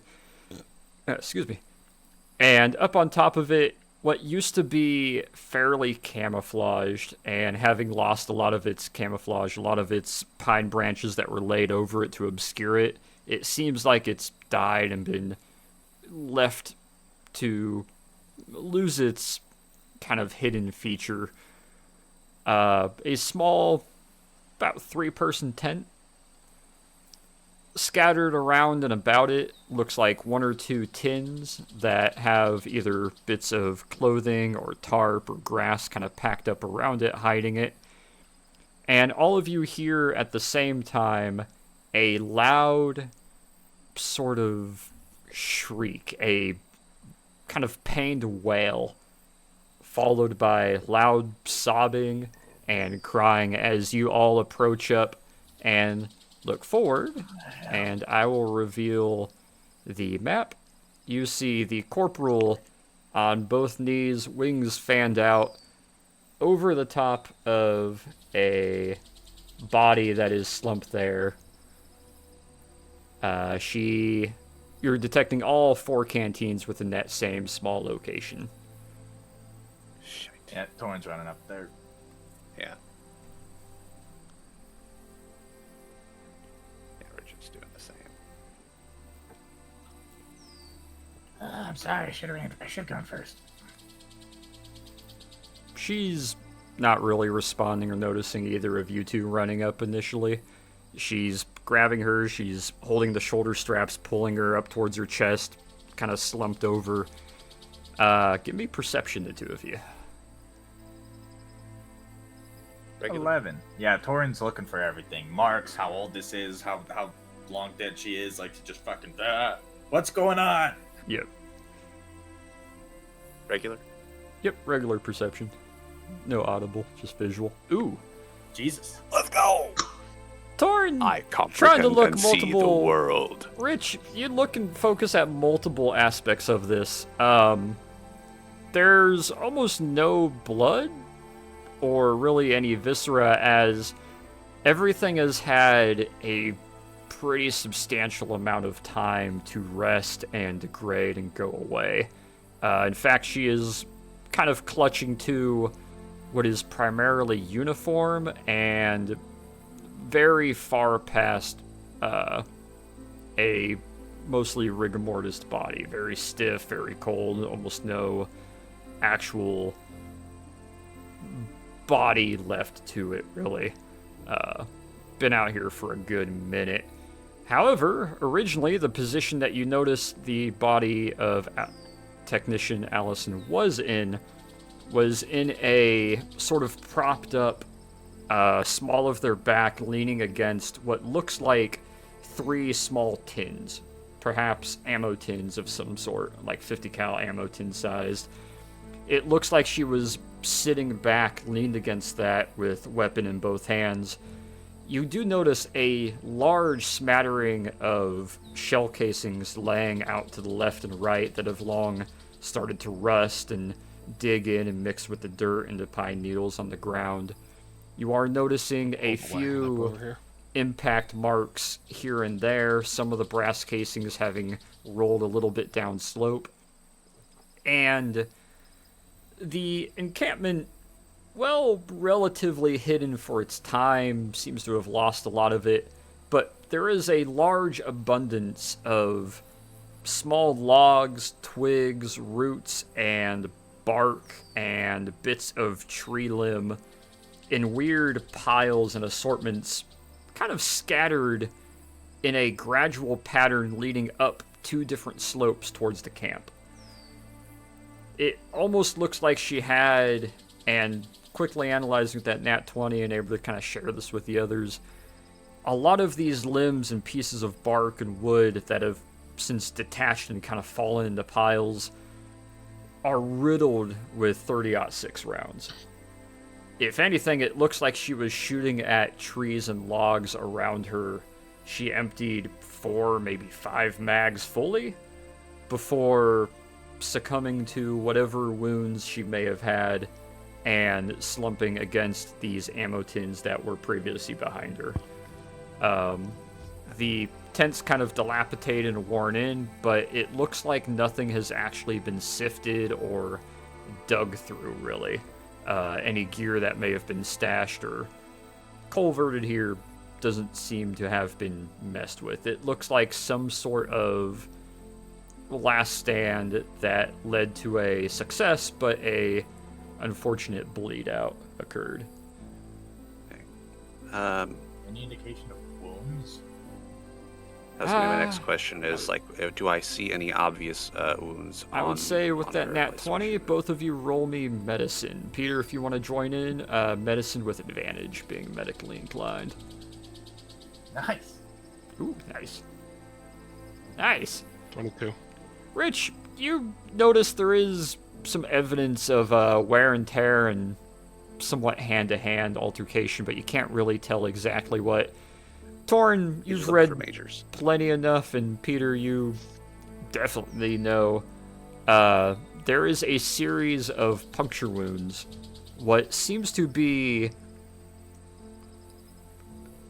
It's kind of hard to tell at first, because it looks like a bunch of almost bludgeoning puncture wounds from some sort of spiked or thorned weapon, almost like a pickaxe of sorts in multiple parts of the body, that you can't quite tell exactly how, with how the cloth and the uniform and the very thick high-altitude jacket is kind of pulled and punctured inward with some of these wounds. Until you look to the side and both of you kind of notice at the same time, Rich noticing a few moments after, there is a small assortment of these about 5 to 6 inch long, somewhat large needle or cone-shaped bits of bark and wood and tree limb, and some of them having a darker hue and sort of blood tinge to them that has long since kind of dried away, laying to her side, almost implying that she got hit by these that were likely going at a pretty high velocity and having pulled them back out, or them having fallen out in the time since. Are these roughly arrow and or dart length? They're about 5 to 6 inch long cones. Picture like a unicorn horn, but of just crude, somewhat sharp pointed wood. Almost like a cone, ice cream cone essentially. Picture like an ice cream cone of relatively solid wood with a very not so pointed end, but almost like a broken base to it. Like the base of it was snapped off and it was thrown. These couldn't have killed her. She wouldn't have just pulled them out. Run. Take a look at these cans. Corporal. It's okay. There was nothing we could have done, not at that point. Rich is gonna gently nudge Torin towards the cans that Allison was leaning against. He's going to kind of also nudge other things like in the direction kind of whatever he notices. He's going to kind of point out while he's trying to very gently and tactfully console the corporal. I will say you can give a charisma check to try to console her, but she's going to be very hard to do so with. It's more the gesture at that point. Yeah. However, he's able to point out there are the 3 ammo tins behind Allison's body. There is another tin at the corporal of the tent, or at the corner of the tent, and back behind the tent is a wooden crate that has kind of uncovered a little bit. Seems to have had a tarp over it at one point in time. I'm gonna perform last rites on the body. As you reach out to do that, a hand is going to jut out, despite Rich trying to console her, and grab at your wrist. The corporal, just eyes running down her face, is looking at you concernedly.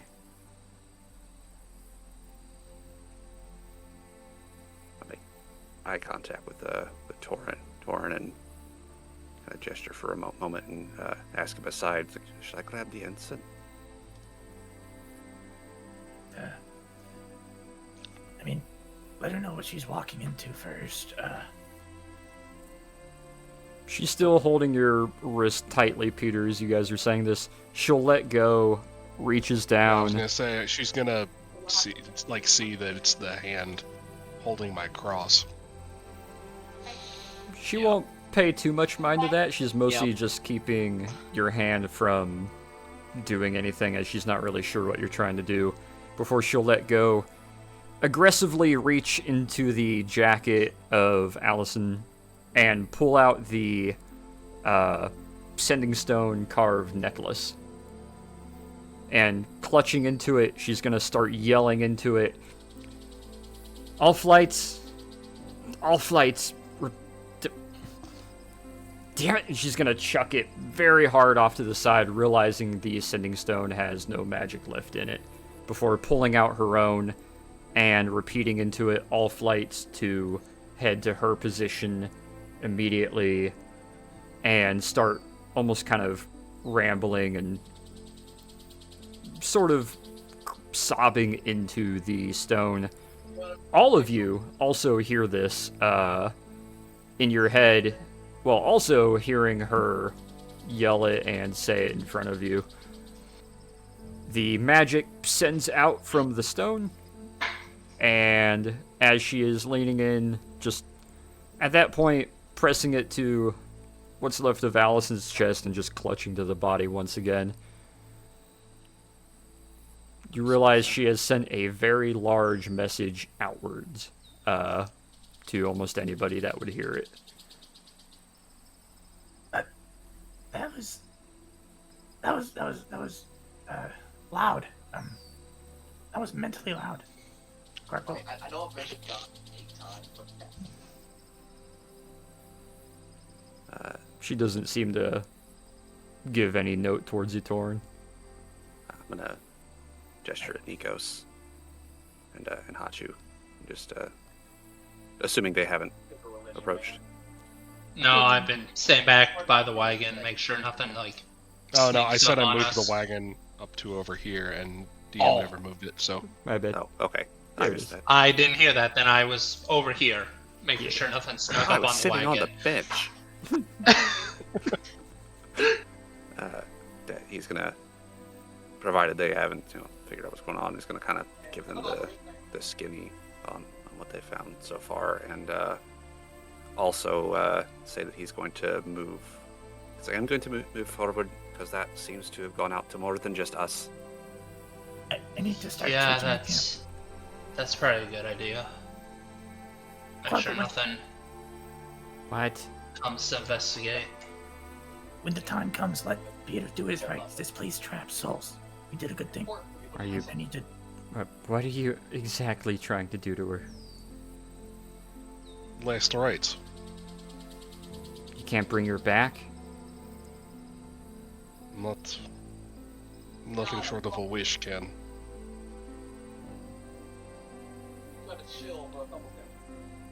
Just gonna pull the front of her head into her shoulder and kind of start clutching the back of her head, start sobbing again.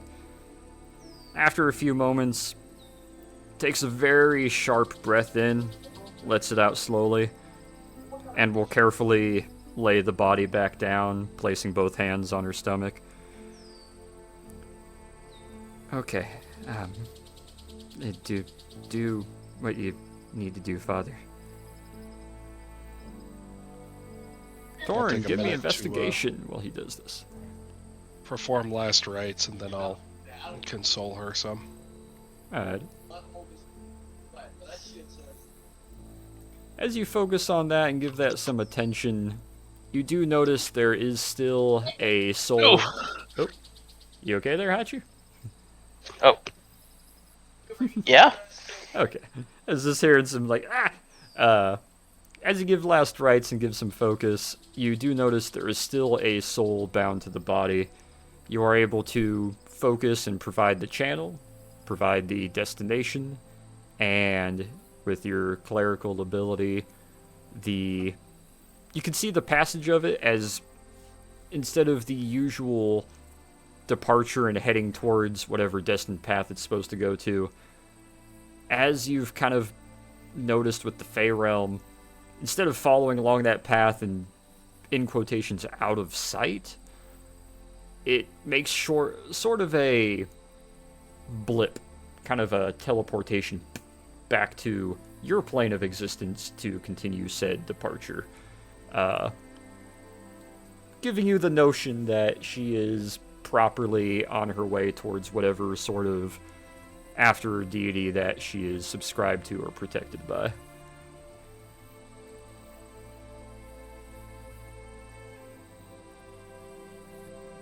The corporal's leaning forward and trying to give herself kind of a stiff upper lip, but is failing to do so as she continues to lean more over Allison.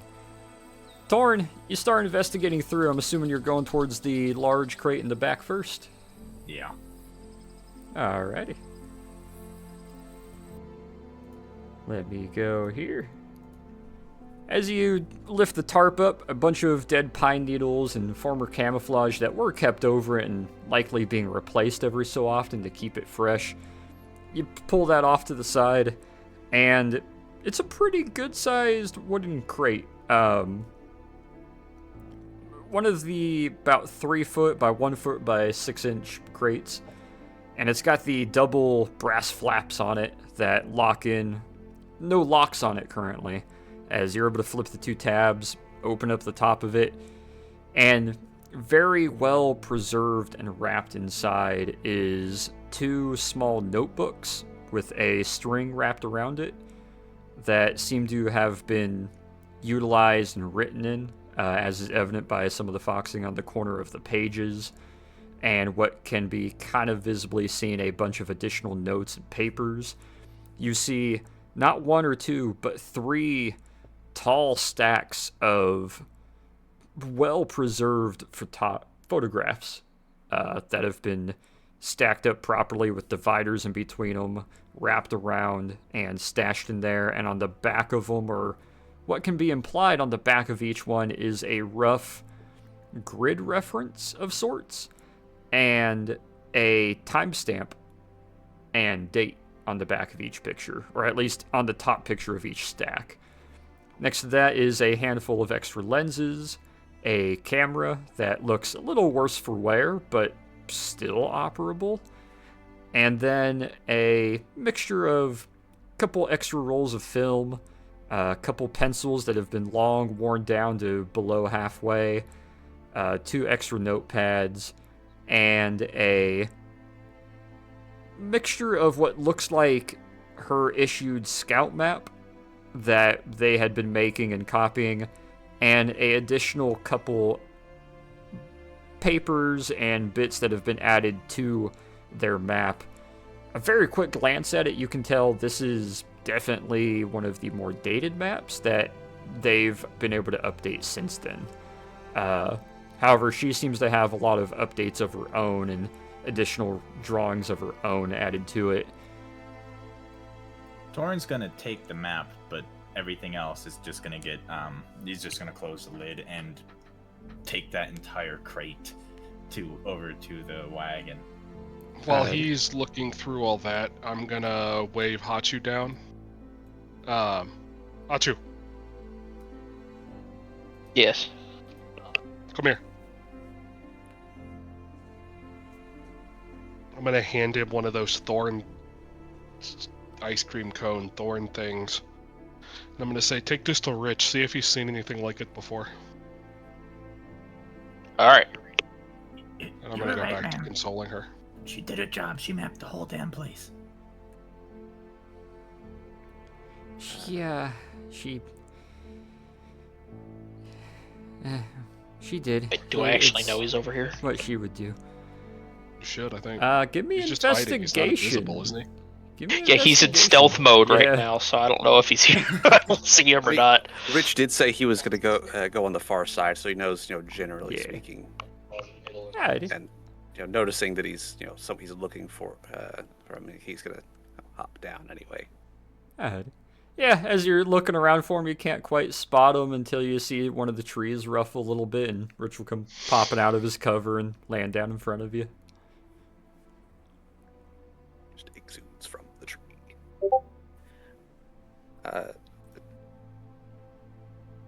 Hi.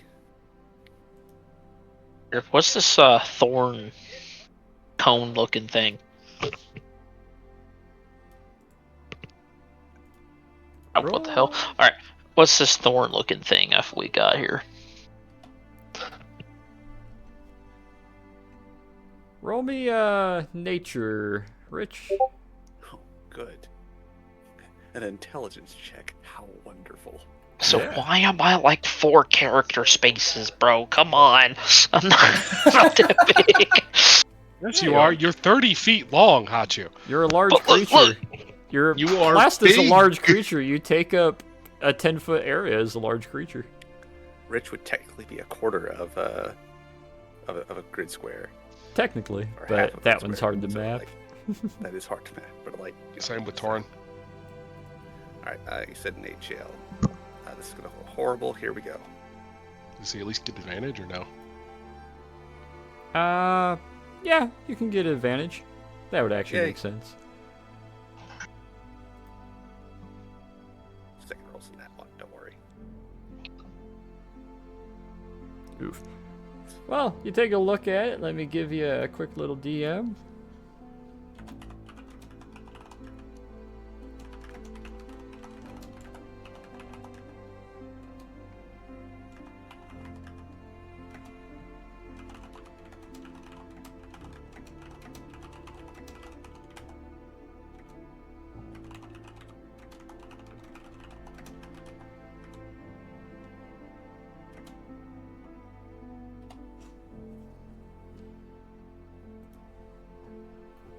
Nikos, you been up there yet? While Nobody can see it from here. She's Well, been well, here a I'm- while. while I'm looking at the thorn and everything, do I, like, as I've been up here just looking around, do I notice anything particular on the ground, tracks, sign, anything like that? A lot of tree, a lot of branches, a lot of kind of wash root type driftwood that's been sticking out of the dirt and long since kind of fossilized over. Okay. She spent over 100 rounds. Whatever got her, there, I'd wager there were a lot of them. Dryads. They grow these thorns. That's what these are. I'll almost put money on it.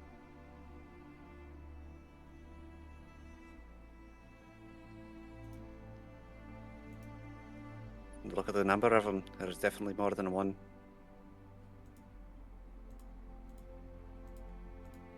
Scheiße. Excuse me. What the hell happened here? would hazard a guess as to say that she was attacked by dryads of some variety. From the looks of it, came from two angles, and she held a position.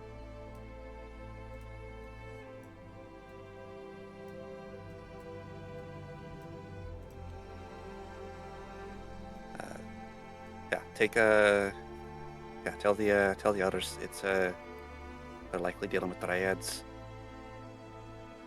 Mindful of the trees, eh?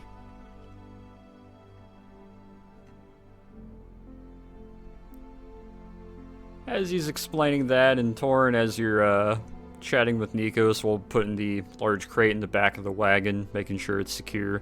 Peter, you're kneeling down beside the corporal, who's currently just over the top of the technician.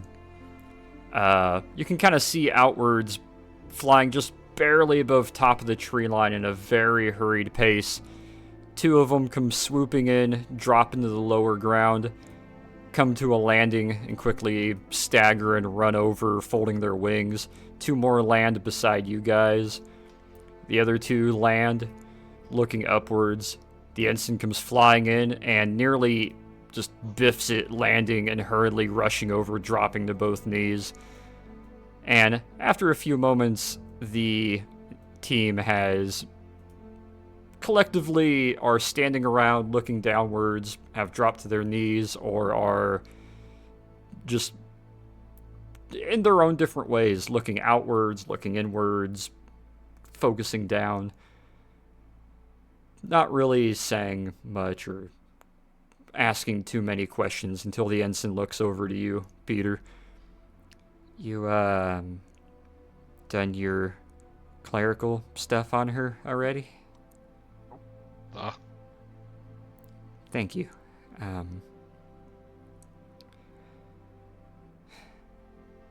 Alright, well, looks around, sees Torin loading up the crate. I'm guessing that's the information that she gathered. She mapped this whole damn place. Stacks of photographs, full notebooks, everything. I'm not even gonna look at it till we're out of here. That sounds best. What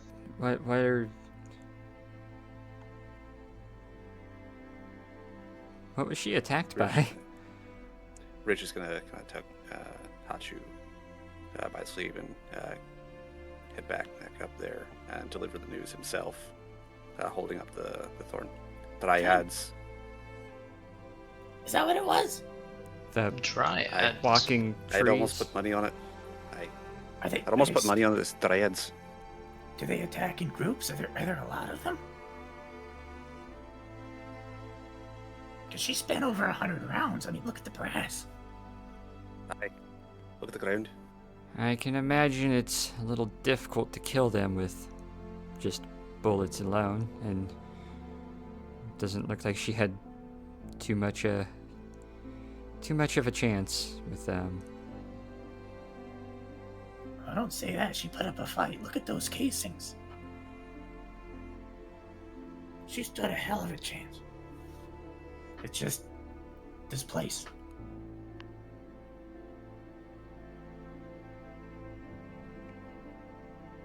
Thorn, you find yourself aggressively grabbed and then pulled into a very woeful and damaged hug as the other scout technician, 5th grade Baker, seems to be fighting with a lot, and it seems the discussion you had with her previously, as far as sort of blaming herself, is once again at the forefront as she is clinging to you, holding you, and looking for any sort of consoling whatsoever. All right, you did your best here. We still did a good thing coming back here. The Fey Realm traps souls. If Peter hadn't been here to free it, it would have been here forever. We did our best. All right. Looking around and glancing, except for the one wearing a gas mask, aside from Private First Class Forrest, who's wearing a gas mask, you can't really see her expression, although you can kind of get a vibe from the stance that she has, weapon hanging low to her side, just blankly staring towards the body. The corporal's still lightly keeping hands to her side and shoulder. All the others are just giving a somewhat half look or glare or wanton sort of attention towards you and how you're handling Baker.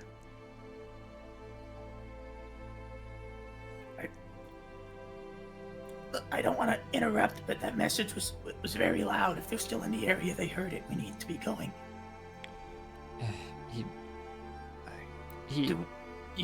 He's right, girl. Do you want the body? McPherson, Forrest, North, Long, Anderson, East, Davis, Baker, South, Penglass, West. We'll have Wondrous here, bury her, we'll collect, burn anything we need to, and we'll be on our way in a few moments. Come on, get on it. After a few moments, everyone tightens their shoulders, kind of puts their chests out, turns about, and will We have a extend wagon. their We're not too wings far and- from the gate. If you want, I mean, we could wrap her. The ensign will look to you and will give a very appreciative nod. See that she's buried properly, and we'll maintain rotations. How can I help? I need someone to strike the tent. We'll wrap her in that. Nikos, Rich, shovels. Let's Got it. Remember, we burned bodies in the Fey realm. Yeah, yeah. She'll step over to the tent, start taking it down, and undoing it, wrapping it up, rolling it around.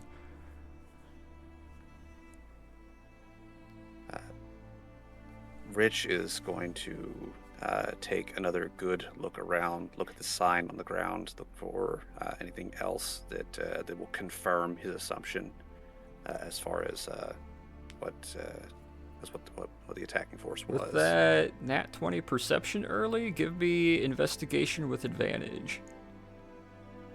All right, 2 nat 1s. Here we go.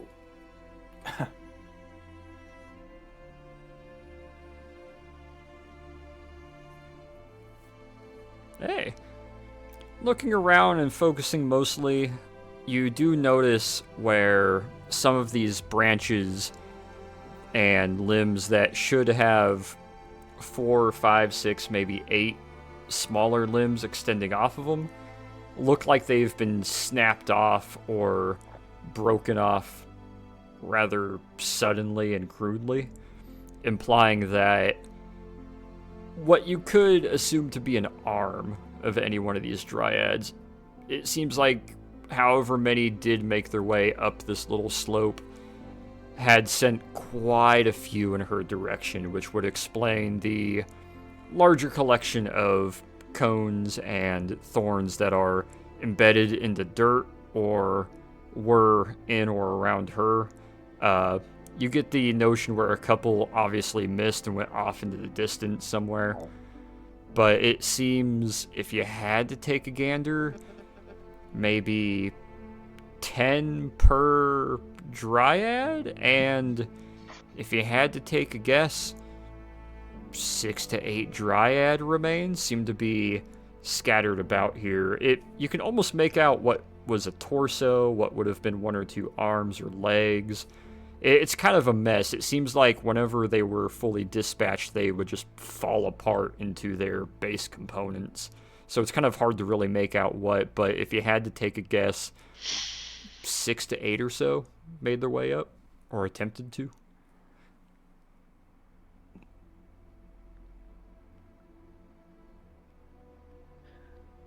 Do we still need to dig the grave? Yeah, I'm sorry for our insistence, Ensign. This is a terrible time, but Peter's right. Burying creatures here, they tend not to stay buried. I would like to ask we take her body with us, but if it needs to be... No, we have room. We're close. No. With what we saw what happened to the rifle company. Things that die here can create other things. Nothing is... Yeah, She's right. you collect her. Make sure you collect any information on her and do what you need to do. She's right, Torin.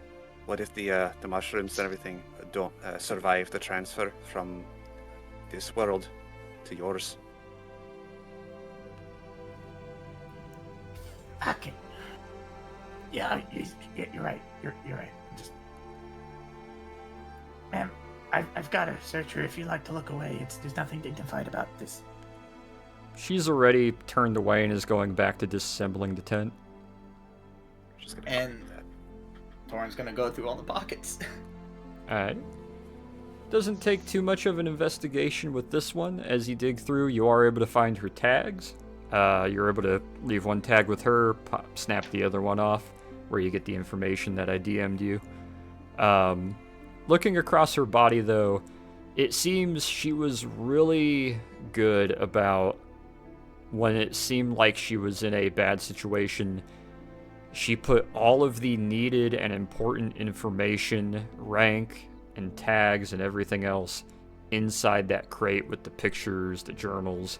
She left no information that couldn't be collected quickly and easily within that crate. As far as on her, one thing you do notice is there are no buttons. In fact, there's no metal. She has soundproofed and shineproofed her gear very well, at least before it became very dilapidated and worn. No buttons to her. Everything was wood. Everything was de-shined. Everything was blackened. And very much for escape and evade and hiding and camouflage and concealment. And I must emphasize, because I know how D&D is, are there any personal effects not for looting purposes? There is one. As you're kind of looking through as carefully as you can, the body very old at this point. Inside the breast pocket of the innermost uniform blouse, you do find a bit of a stiffer part as you take out a single picture. It seems to be a picture that was taken of the original 10, with her standing at the center and her arm obviously extended very far out holding the camera of the 10 of them all collected together. Damn. Okay. Yeah, he's gonna take that. You'll be able to take that picture, pocket it for now. Other than that, no other information or gear is on her except for a handful of 2 or 3 pieces of brass that did fall into her pocket. Specifically the front jacket pockets of the high altitude weather jacket, which gives the implication she was likely shooting while slumped back on the tins. Yeah, okay, that's it. Good. If we could douse the tent in something, wrap her, maybe get some kindling from these extra boxes. We want a good burn here. We don't. There's a loud thump as the tent, held in a rather large, crude bundle, is just thumped down next to her by the ensign. These light up just by putting them in the sun too long. I can guarantee you, it will burn faster than it likely was intended to. Right, great. We're just gonna get some unroll assistance. the tent a little. Alright. And set about setting wood and everything on it in a rough framework. Just to I'll assist with that too. Alrighty. The ensign will look to 2 of you as Rich is kind of helping her lay out the tarp and grab some of the random old dryad wood that's laying around and some of the other bits that can be burnt or used as kindling, some of the bark laying about, and laying it out atop the rather dry canvas as two of you, I'm assuming Torin and Nikos, will take the body and very carefully deposit it in the center of the tarp.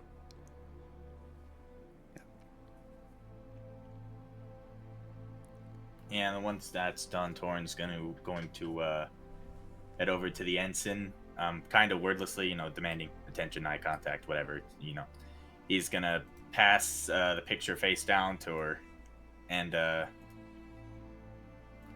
I'd offer you a lighter, but I gave mine away. Do you have a light? She looks a little uneasy. Will start reaching into her pockets. Shakes her head no. I don't have my flint on me. I do. I'm just gonna pull a small flint and steel, his size, not normal size, out of one of those pouches. Alright. I'm sorry, I don't know the formalities. Is it customary to who does the honors? Well, I probably should. Could I request, Father Troikov do it? I can. I'm sure I'll have my own lighter. Probably lighter and flint and steel. Yeah. Yeah. After everything's ready, I'll light it and start saying prayers. It's a pretty somber, about 8 minutes, 10 minutes or so, where eventually you fold it over the top, say some final prayers. Peter gives the proper rites and in a proper Russian Orthodox way. Ensign doesn't seem to mind or really question it, as likely Allison was some form of Catholic, so she doesn't give any real counters to it. I'm trying to think of the word. What's the word? Argument. Objection. That's the word for it. Objection. Hey, God's still God in Russian. Oh yeah. And yeah, you guys are able to witness the final rites, and eventually striking it to it, it goes up pretty quickly. The tent igniting. It's kind of a dirtier flame at first, and about halfway through, just the smoke is starting to rise. The ensign is trying her best to stand there and just keep a solid composure. Isn't saluting, but isn't fully at attention either. You can't help but notice, no longer on a perimeter or watching outwards, the other 7, or 6 rather, are on the outer perimeter, just hovering and flapping in place at treetop level, looking inwards at this island. All of which just keeping their heads low and giving a pretty stern focus. Torin, with that investigation that you had earlier, you do notice on the back of the picture is some scribbled notes. While he's noticing that, I'll raise my rifle and fire a little 3-shot salute. Alright. It'll be kind of broken by the lever action of bang, bang. Fires 3 shots. Each shot, you see the ensign give a small flinch.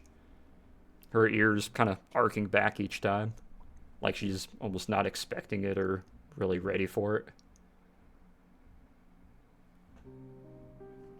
And let me scroll here. I need to find where I put the message.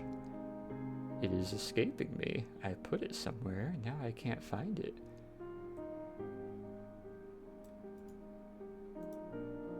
There it is. Written in a very nice and whimsical, very floaty and kind of almost bubbly, high society Confederate cursive that you would almost expect from a dandy, with little swirls on the end of the cursive, is this message that you find, Torn. I presume if that's the case, he would have gotten caught reading that while attempting to hand it off. I mean, how can you not read a note? He'd be able to probably look over some of it before passing it over. Should he choose to pass it? He's gonna go to pass it, but he's gonna do the thing where he really the motion slows down a lot. She'll look over to you, looks at it, looks back to you, will very hesitantly reach over, takes it, instantly starts to well up looking at the picture on the front. We'll turn it around, looking at the back, and you see her start to bite her lower lip, and she'll just focus on it for a while.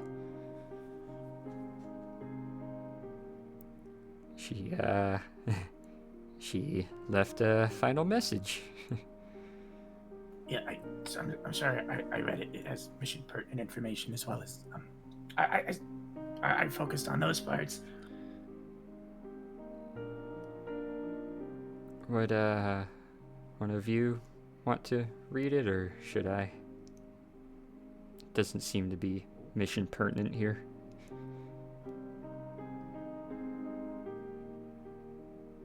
You're not getting me to read that out loud, damn.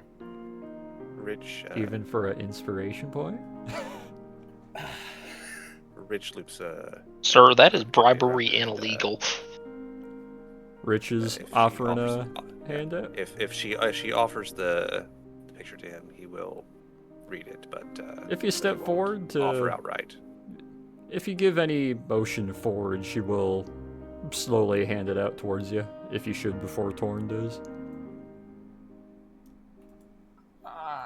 I might dice roll this one. I don't want to be bribed, but Put it to a Alright. charisma roll. Single digits to 10, nah. 11 and above, yeah.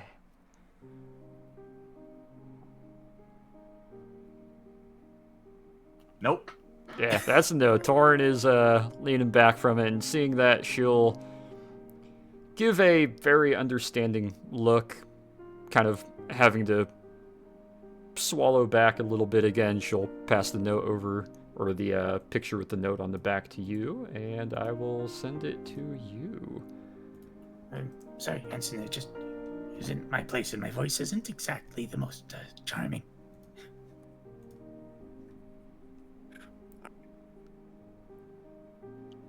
Screen real quick. She gives a little bit of a weak smile at that. Believe me, if you heard her southern drawl, you'd be questioning if it was English or not.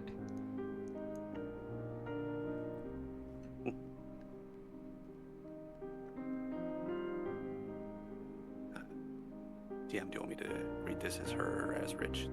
As Rich.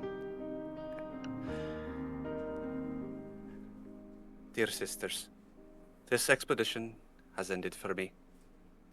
I have no regrets. I feel no remorse. I have clear hindsight knowing that nothing would be changed. Being here for so long, these hardships and horrors, contrasted by your camaraderie, finding myself unable to even consider how unruly this realm, because every moment with you has all been a blessing. I had taken the effort to conduct final reconnaissance with the last of my supply of the portal just north. It opens on a near pattern-like interval, showing a unique presence upon its doing so, closing not long after. I hope my camp is found. I pray you all are safe, that you, Baker, are safe. My decision has not been in vain. My service to the South, adoration. My love for you all has made every decision unbeatable. Since it seems to be God's will that I should die here, I will and did uphold my best efforts to the dignity and honor of our corps.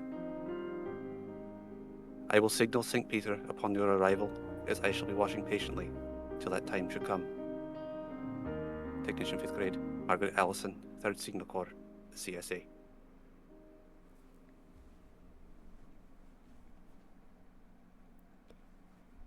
I would like everybody roll me initiative.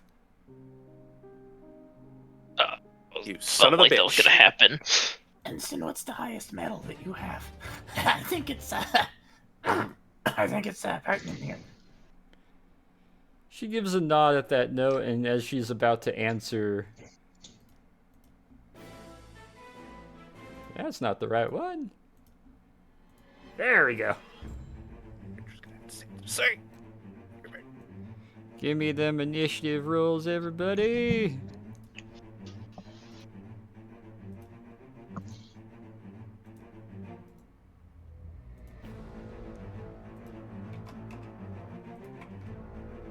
Jesus Christ, every time.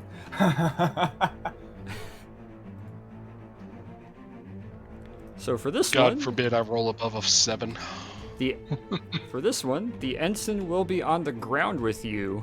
I'll be playing her. However, as it was before, with a bonus action, you can call in for a gun run any of the other 7 available Hawk Maidens as a bonus action.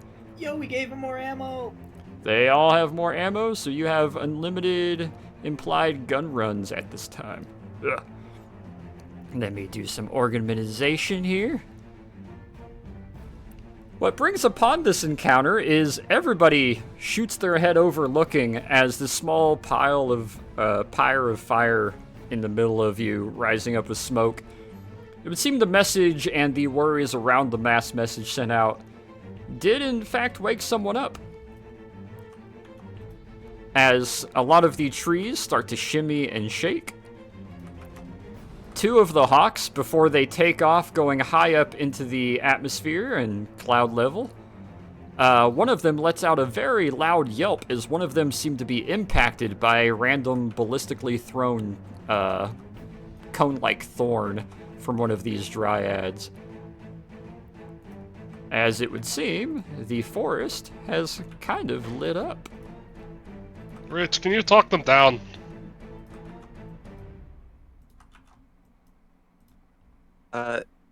Before we continue, can Rich see what the enemies are? It is very clear and Very easy obvious. to tell. Okay. These are dryads. Rich is in no state to be talking right now.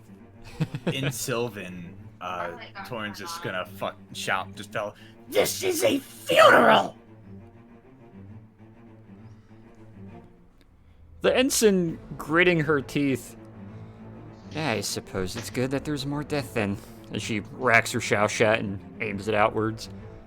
And top of the turn order, Torrin, looks like you are first. Wait, what? But Rich rolled a 31. Sure. Oh, That was a dirty Rich, 20, not a you nat gotta 20. click on your token when you hit roll. So was Torrent, so... Torrin was also a Torrent had 31? a 16. No, Torrent rolled a dirty 20. And Rich rolled a dirty 31. Yeah, Torrin shows as a 20. All right. Yeah, but... Yeah, so Rich see goes what I did first, wrong. because he got a 31. I know. So you gotta click Yeah. on your token, Rich, and hit, then click initiative, and I'll be able to switch it to the 31. or Oh. 34. Or 34, that works too. Did you click your token? The thing. Oh. Yeah. My token is selected. It's showing as you. Yeah, as long as you have it selected and then click initiative, it should add it to the ticker. Let me refresh the page. Yeah. Yeah, as long as you got the token selected with the little bubbles around it, and then you hit Make sure you have your initiative. character There you go. sheet selected as opposed to... There we you can't have that up in a go. new tab. It has to be. Now we're good. Okay, be top of open the from turn here. order. Rich, you are up. Okay. Well, Rich is gonna rage. All right, goes He's, into a rage. He's mildly irritated, to say the least.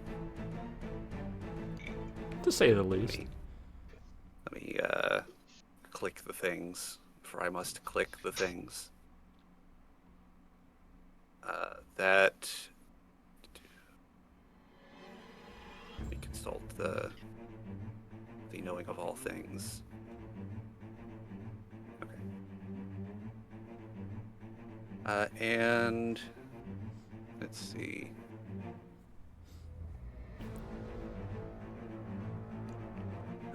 He is going to. Let me.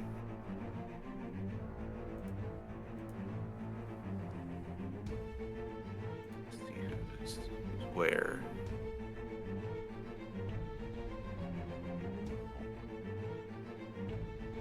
Yeah. He's going to move down slope towards the big guy here. Alrighty. Going for the big one first. Yeah. You go sprinting past Nikos and Peter, running down slope.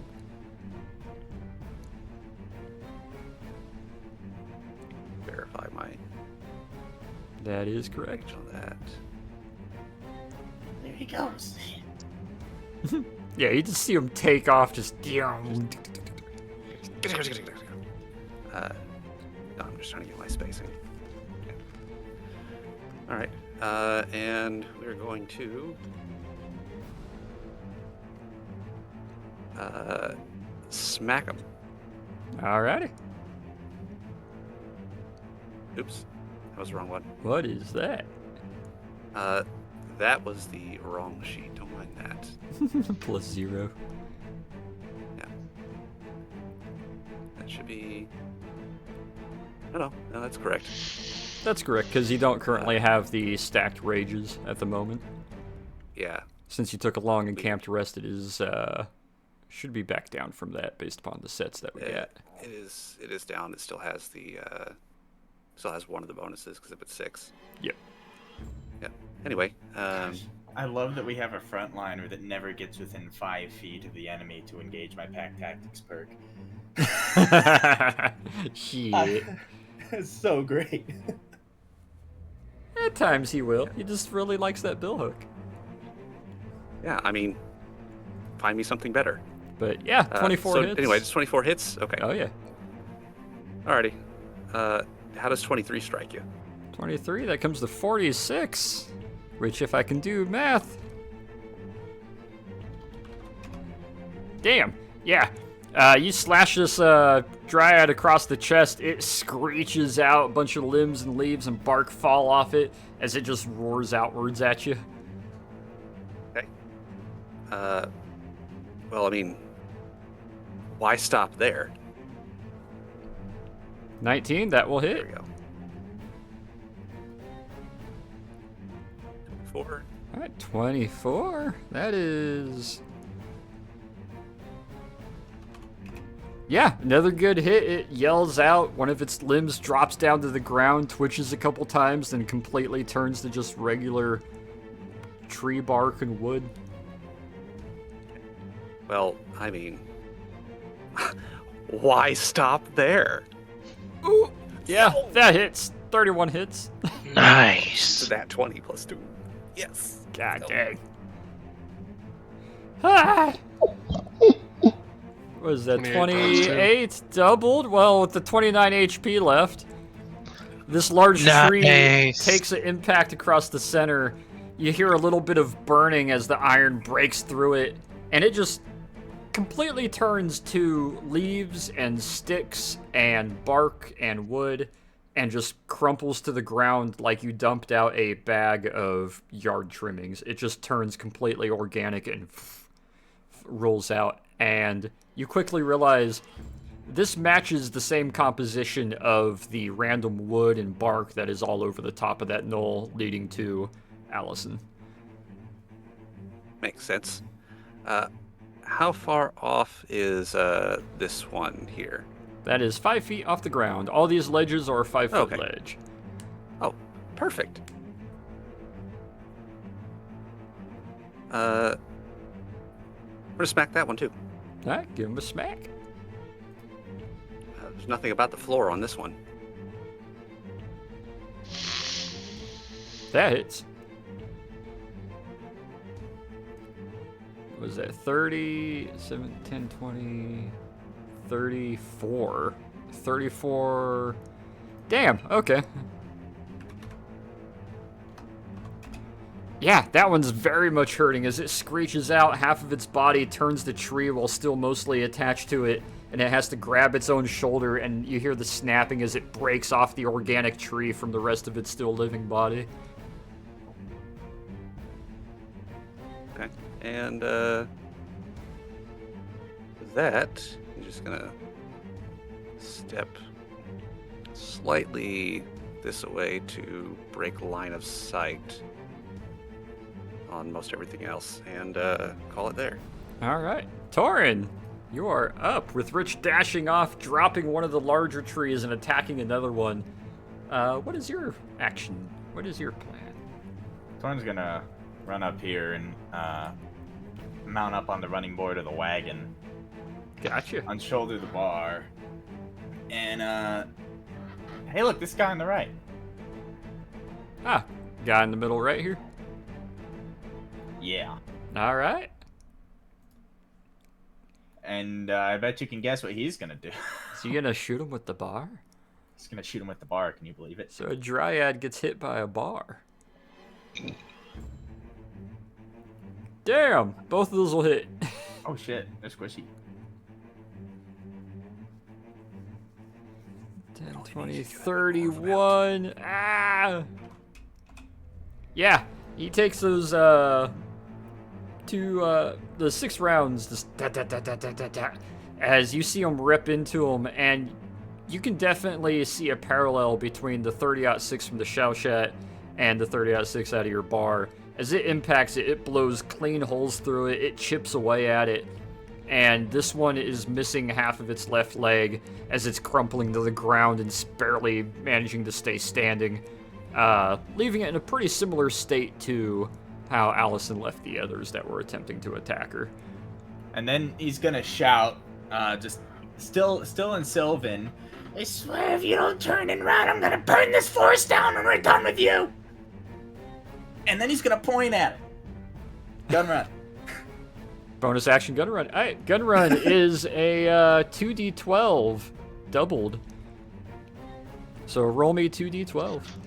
So are we unrestricted on our gun runs because we reloaded them? Unrestricted on gun runs, it takes a bonus action to use. However, it does a 2d12 doubled because you're no longer getting a singular hawk doing a gun run. Every gun run is 2 of them flying parallel each other. God damn. So Nice. that 20 foot? 15 is 20 by 5 feet. Yep, 20-foot line. I assume just straight across him, like Yep. fucking. Coming in from north to south, you see 2 of them come peeling in. They're, the one on the left has their right wing cocked in a little bit, and the one on the right has their left wing kind of bent back a little. As they fly in parallel each other for a nice sweeping run, both of them unleashing about 10 rounds from both of their Shaoshats as they strafe up and absolutely light this up with 30 points of piercing damage. His 19 health leaves nothing left as he gets absolutely riddled by 2 Shaoshats before breaking off and spinning out and away to maintain their rotational patterns while avoiding the occasional needles that are flying up at them, and they do little parries and moves off to the side, little banking maneuvers, returning to their holding pattern. Future bedposts hear that? RP never misses. Okay, what else you got, Dorn? I believe that was action, bonus, and movement. That's it, but I am curious. Did actually that? Can I roll intimidation? I will say this, they are immune to charismatic type things, so you can intimidate them, but it probably won't work. But I want to do it anyways. Go I for want it. to try it. Yeah, roll me intimidation. Let's see. Never know. Slightly better than average. If they weren't dryads, it'd be intimidating. it wouldn't be enough to ward them away, but it would definitely make them think twice, or at the very least, if they were a bit smarter, focus you down, because, wow, that kobold's being mean. Alright, that's turn. Get to the ensign. Ensign's going to raise her Xiaoxia up. She's going to fire her 2 attacks. Let's see what they do. Quapa, quapa. All right. Both of those will hit. That'll be 2d12 for the first one, and 2d12 for the second. That's 20 points of damage on the Dryad in the center. Then we'll raise her hand up with the bonus action. We'll point it towards you, Peter. And we'll give you a bonus. You will add a d6 to your next action that requires a roll. Oops, never mind. I was gonna run. Dodge. Oh, God. Blue on blue.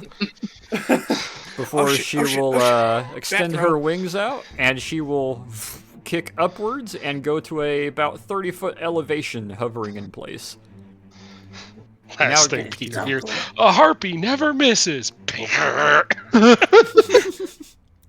As we get to the big boy dryads, 5, 10, 15, 20, 25, 30.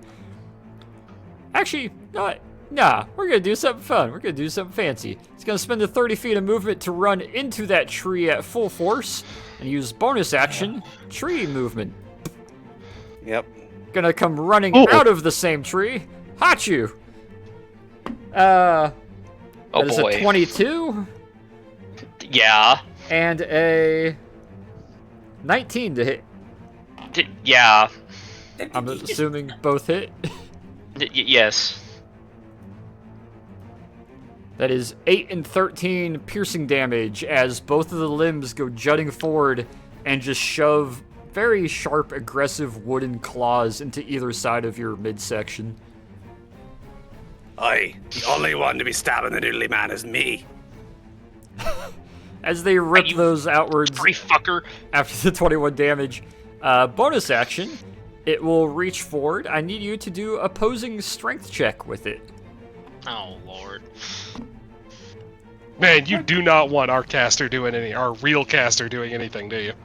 That is a dirty 20. Our giant snake isn't that strong. How did this happen? Oh no. Would have done it to Rich if he didn't kill it in one turn. Yeah, that is a dirty 20 for their strength. Oh, for God's sakes. So all I gotta do is saving throw or just a regular Just strength. regular It's the same strength. roll either way. Yeah. Ah! Yeah.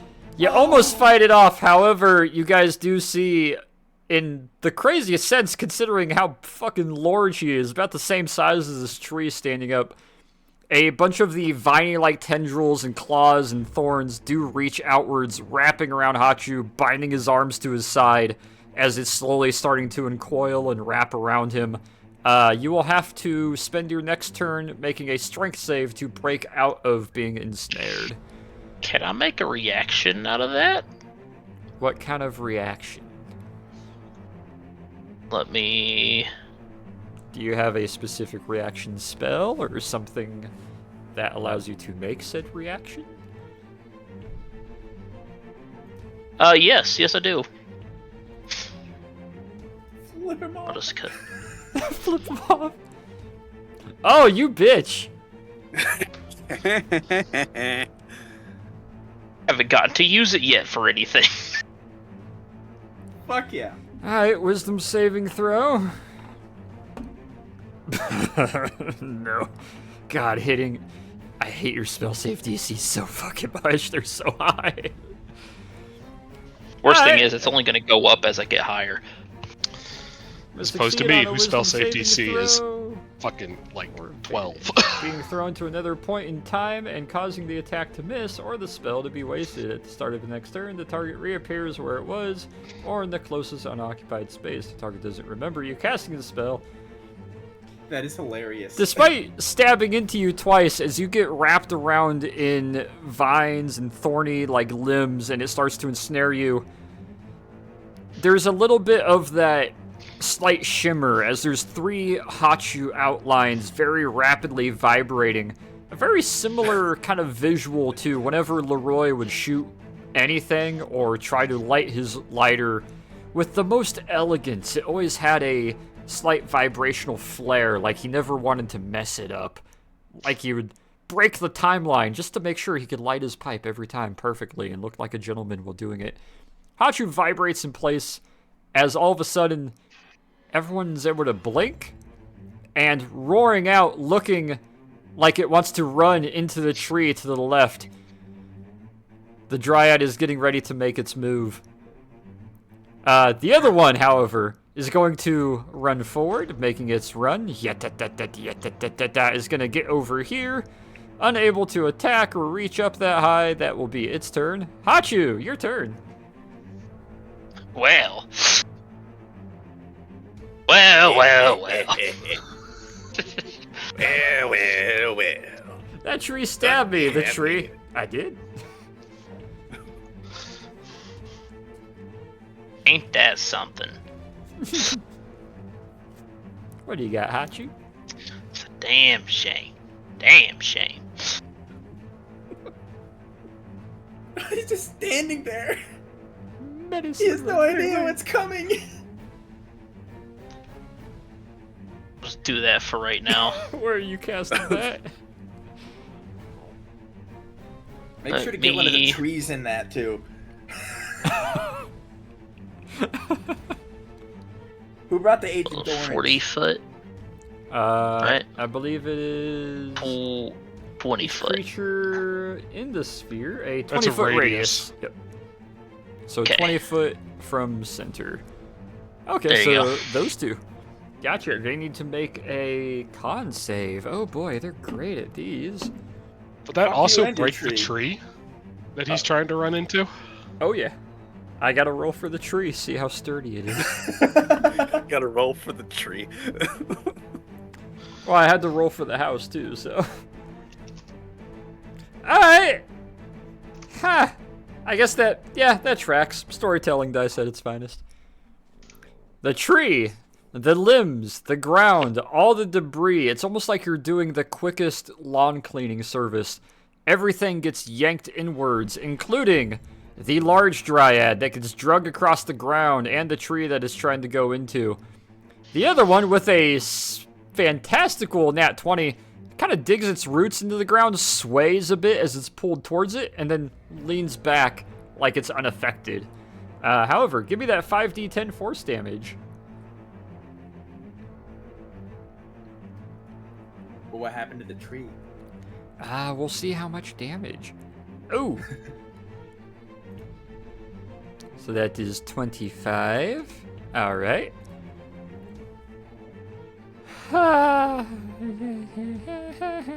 Roll me a d8.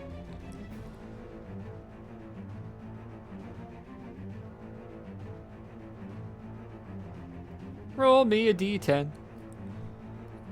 1, 2, 3, 4, 5, 6. Okay. Ooh. Alright! And you said it was right here, correct? Yeah, I think you said you were casting it right here with a 20-foot radius. That looks about right. Got you? Hachu. Sorry, I didn't realize to press the button. Yeah, that's about right. Alright. Let's measure 10 feet out. Okay, so 10 feet. Alright. 10 feet to the southwest.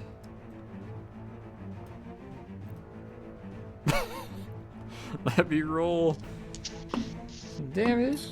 Oh, why a nat 20? Why? Okay. Let me subtract some health. And move you there so you're not entirely on top of each other. Oh, the tree fell on him. The black hole opens to the southwest exactly 10 feet away as the tree, missing a lot of its limbs and bits and a bunch of leaves and bark and branches, just come spewing out of the other end of that black hole like a kind of shop vac on a reverse, or a like leaf blower, just a wood chipper. Smattering all across the other one that is standing there dug in, damaging and ripping away at them. Yeah, both of them take additional damage as you have black hold them 10 feet away. However, they are both still standing. Although very damaged. What else would you like to do, I'm Hockey? still standing. I don't think I'm in range for a pistol shot anywhere, so I'm just gonna. Well, hang on, let me double check something. Just walk over here, point pistol down, shoot at him, walk back away. Or, sorry, slither over. Bang! Slither back. God. Call shot, headshot. Blah.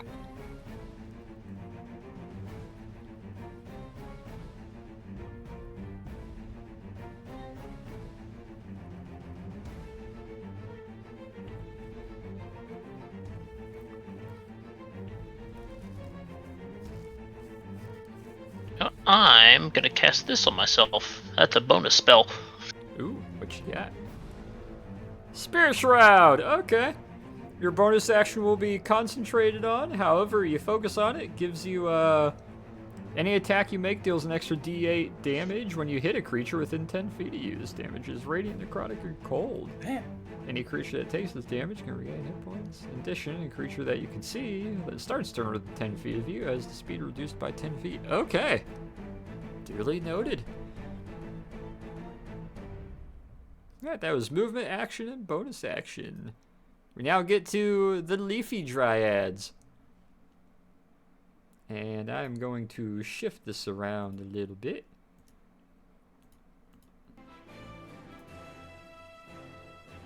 There we go. Alright. I'm going to start with the one on the left that got hit by the black hole. It's going to look at the ensign. And it is going to cast its spell. It is not going to hit with it. Also because she is airborne, so why would it? The other two are going to look outwards. And What kind of spell did it cast, or did we see? you can see sort of a greenish leafy energy that gets projected from it. Leaf tornado. Two others to the Razor leaf. north and northeast look outwards. They would have eyes on her and Hachu and Torin.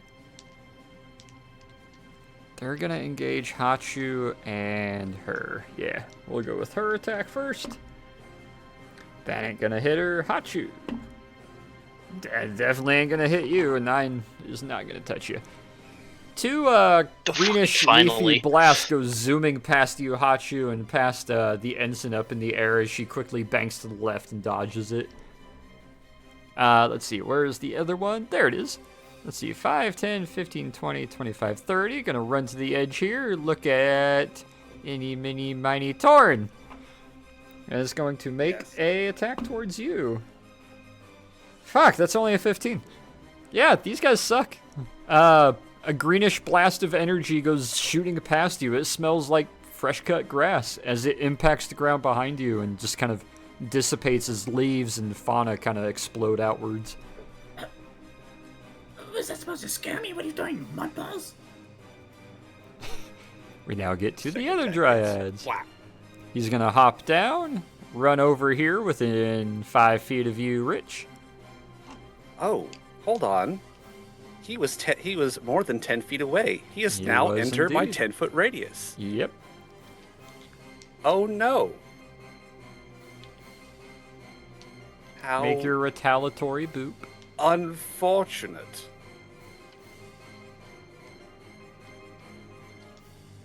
Yeah, that'll hit. You only had 16 HP. As you quickly just spike him across the middle, and he falls into 20 pieces and scatters across the ground into organic wood material. Like when you hit a freaking skeleton in Skyrim and they just disintegrate into 5. pieces. Uh-huh. Right? 20, 25, 30, 35, 40, 45, 50, 55, 60. Whoop, whoop, whoop, whoop, whoop, whoop. Whoop, whoop, whoop, whoop, whoop, whoop. Whoopity whoopity whoop. And whoop whoop whoop whoop whoop. And yeah, da, da, da, da, da, da. Only one's apparently gonna get within range of you, Torn, on the back of the wagon. He's gonna run up and he's going to try to throw one of the limb-like tendrils out towards you to hit you. Ooh. Ooh. That's a 21. What? That'll hit. I gave these guys a +3. Yeah, that is a 21. That will hit. Alrighty. Oh. That is 6 bludgeoning. However, I need you to make a con save, good sir. Oh boy. Oh boy. Ooh. You take the 6 bludgeoning to your chest, and very quickly, ow, that bruised, but also, ow, it is itchy. Ow, it is burning. Ow, if I was to open my shirt, you got, like, epinephrine injected by poison ivy, and it is very rapidly showing at that impact point. At the start of each turn, until you should clear it or magically get rid of it, you will start with a D4, and then a D6, and then a D8, and then a D10. Okay. Each turn that it continues, the dice goes up. However, that's not until the start of your next turn. As it smacks you on the chest with this almost like a super fuzzy cactus-like limb. Nikos! Yes, hello. You read about stories of angry trees in Greek mythology? Although these guys seem a lot less Greek. And Nikos, he was going to turn you into a coffee table for homosexuals. I was taking a sip. So, yeah. Nikos is a homosexual himself. Hey, look, I may be Greek and Athenian, but I'm not, alright? Yeah, that stab will hit.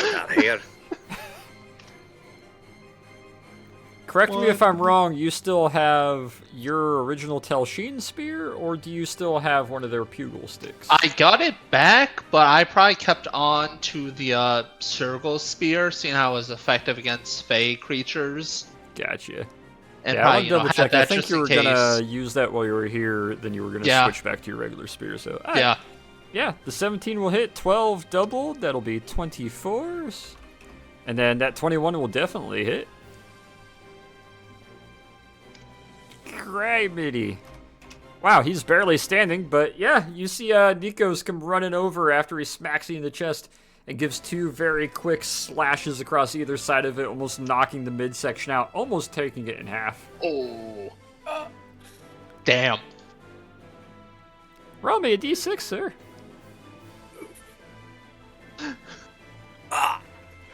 Ooh. Roll me damage. Unfortunate. Well, it was a nice spear while it lasted. Oh, wait. So, the third thrust, as you go to fully bisect this in half, having blown the left and right hip off of this kind of dryad human-like shape, you figure, alright, this third one will hit right through the middle. It sidesteps as you miss, fully lunge forward and extend, as the Telshine spear impacts one of the spines, the Sergal.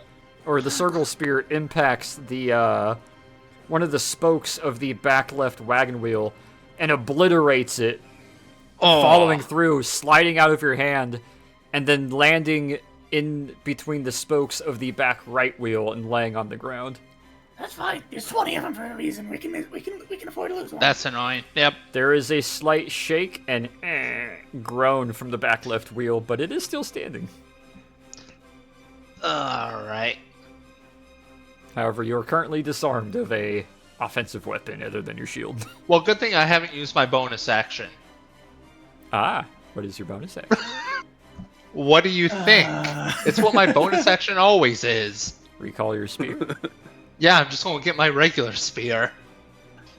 That would be an item interaction to just pull it off your back. Yeah, alright then, I'll just pull that out and offhand attack, try to finish off this guy then. Alrighty, make me your attack, minus your proficiency. That's still a 24. Yeah, give me damage. God dang. God dang. Well, his 4 health is nothing Double. left as you hit him, and he just splits into 2 pieces, crumples to the ground, and then falls apart again a second time, turning into just mulch and bark. Alright. Jeez. So, yeah. Don't have any attacks left, but I'll just move up on the big guy to try to keep him from Gotcha. moving. You run up towards him, bringing your shield up to bear, taking cover behind it. Yep. Father Troikov, bottom of the turn order. Buddy, pal, what you doing? This is gonna hit all 3 of these, right? Or all 4 of these guys, right? That would hit all 4, yeah. Could someone draw a quick circle around this for me? You should be able to make that one linger if you toggle it in the top left somewhere. I think you can make a lingering circle. Yep. Because I'm gonna need. Oops. I need not that. Come on, let me edit it. Lips. Okay, well, I'll talk to myself then.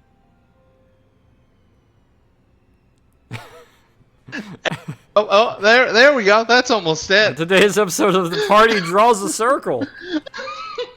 It's way harder than you'd think, because you can't, like, edit these after the fact, so you have to get it perfect on your first go. Yep. Let's just remember it goes... Well, I mean... It's close enough to 30 feet, I do believe. Yeah. But remember, it's hitting this one as I cast Dawn. Doom? Doom! Doom! What's Savor the Doom? trees. They like light. Plus, the additional 1d8 from Blessed Strikes. Alright, give me that D8. And this is all radiant. So that's 30. Ha. Nice. That's 60.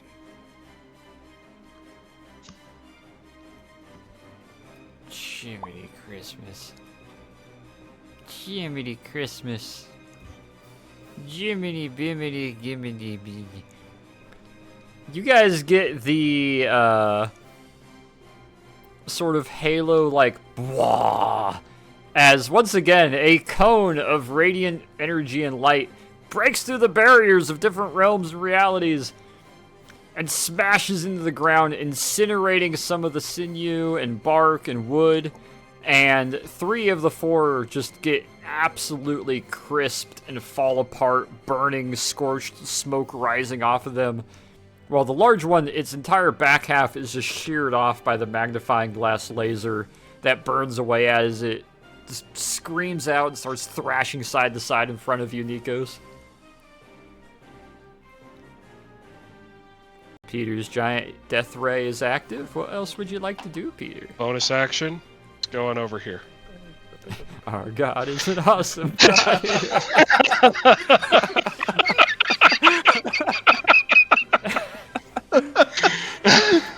Alright, let me make some con saves for those 3. Oh, we He is need to Volt pull. indeed.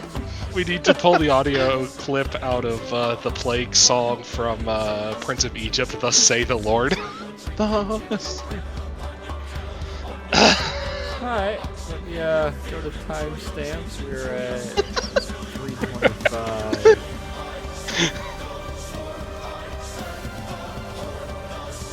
Put that in my timestamp notes.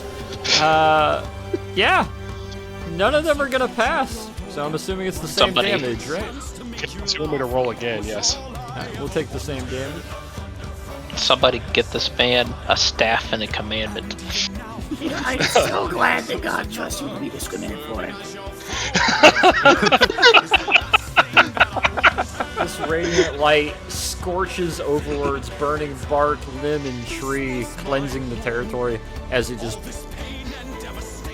floats its way on over, incinerating the first dryad, the other 2 still recovering from getting pulled through the black hole. Before they could really even focus, throwing their hands up in the air and just a loud, shrill hiss as they get dissolved. What else you got, Peter? Well, that's my bonus action, so I got a little bit of movement. I'm gonna come over here, and I'm gonna stick next to Hachu for the moment. All Us right. casters gotta stick together, you know? Yeah. Top of the turn order is Rich. Okay. Well. You see, Rich. Brett. Here's a bunny who, when he uses his hind legs, he can hop higher. He's going to go right over here, essentially right like up underneath Occupying the same space. Nico's shield. Yeah. All right. And go for the legs.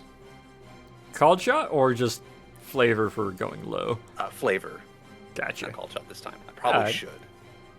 If you want to make it a called shot, you can. Yeah, you know what? We'll do a called shot for the legs. All right. Give me that attack. Yeah. Yeet. Fuck, that'll hit. 21. All right. Ow. Okay. 30 damage.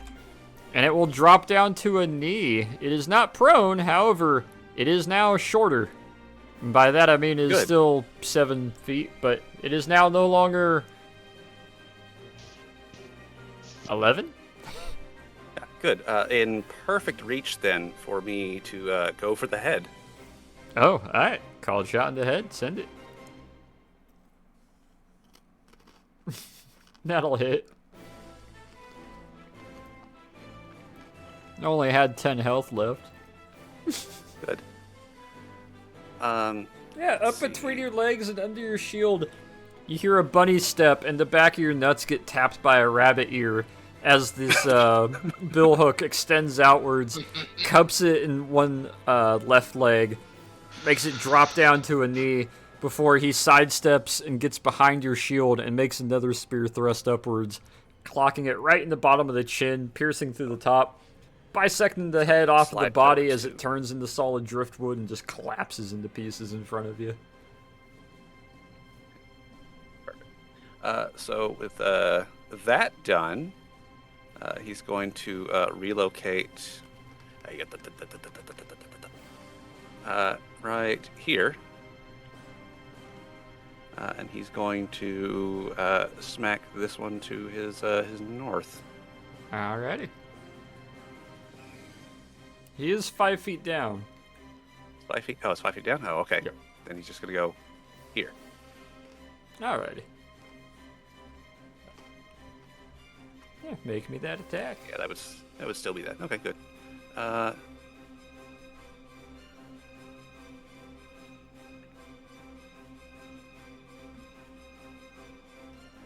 That'll hit.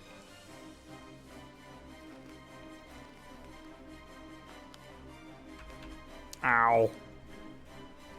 Yeah, a good solid hit as you swipe from the right to left and slash it across the top of the chest. Once more with feeling. God, 30. Okay.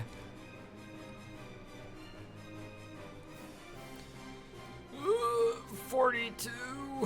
The 32 health is Decapitation! nothing. Yeah, you just fucking... I am a gardener. Rip this thing in two. Right. Yeah, and I still have that. He's just gonna back to here and end turn. Alrighty.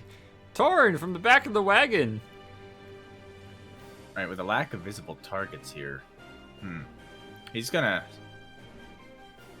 take a step back and mount up on the 1917, Alrighty. spin it, and shoot that tree down. Roll me an attack.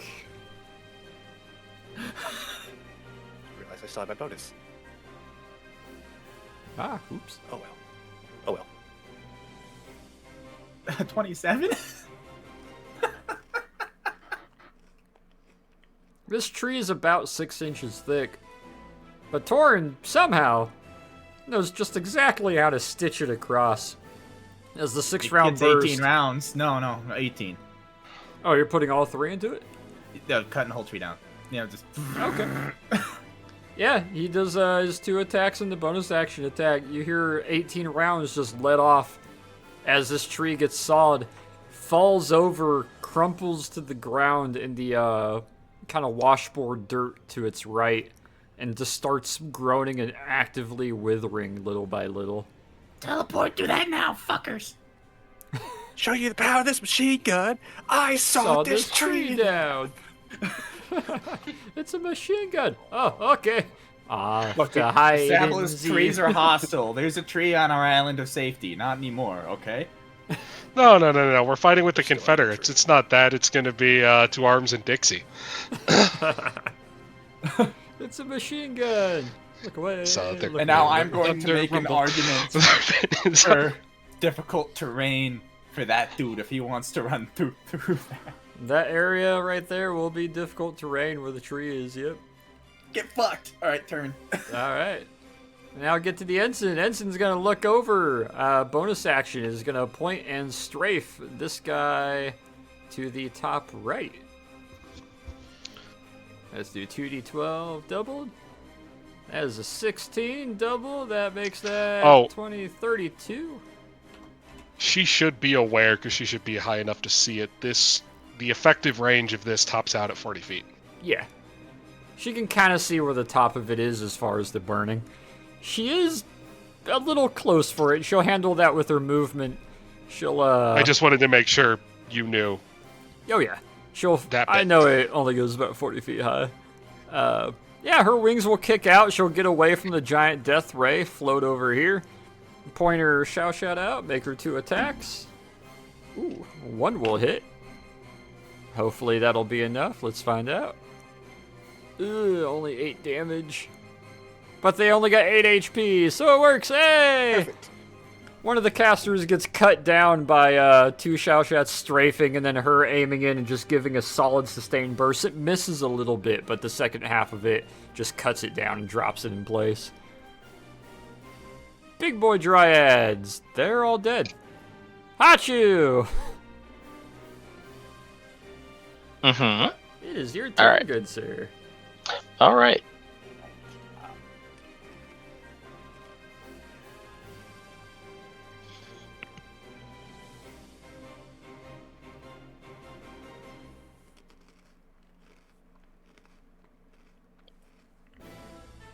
Okay.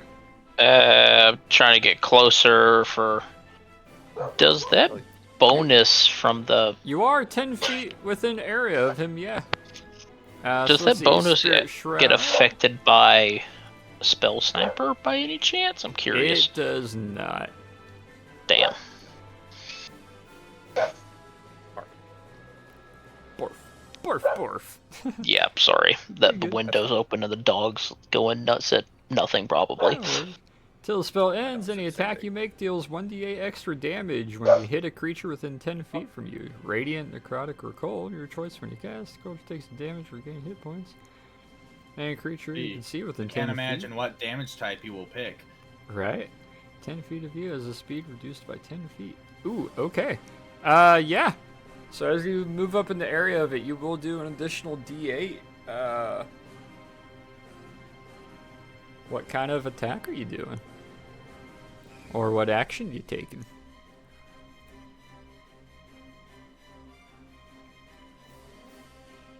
If it actually wants to, there we go. Ooh. Alright, wisdom saving throw. I'm never gonna beat a 17 wisdom check. Nah, that's a 7.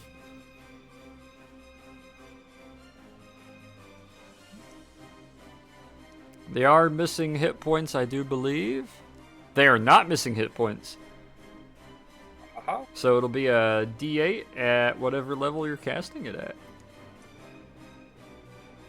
Wait, who's he casting it on? This one within 10 feet of him here. Didn't you guys just say that he was getting hit by the thing that he had? Or did I miss that whole The conversation? thing doesn't do damage, only once he does damage to it does that add to it. Spirit Shroud is kind of like a buff to damage. What level are you casting? Oh wait, no, at 5th. 11th level. Yeah, it's oh, a cantrip, so. So 3d8. Plus 1d8 additional for Spirit Shroud. And you know, I'll have that cast as Radiant, so. Ooh, okay.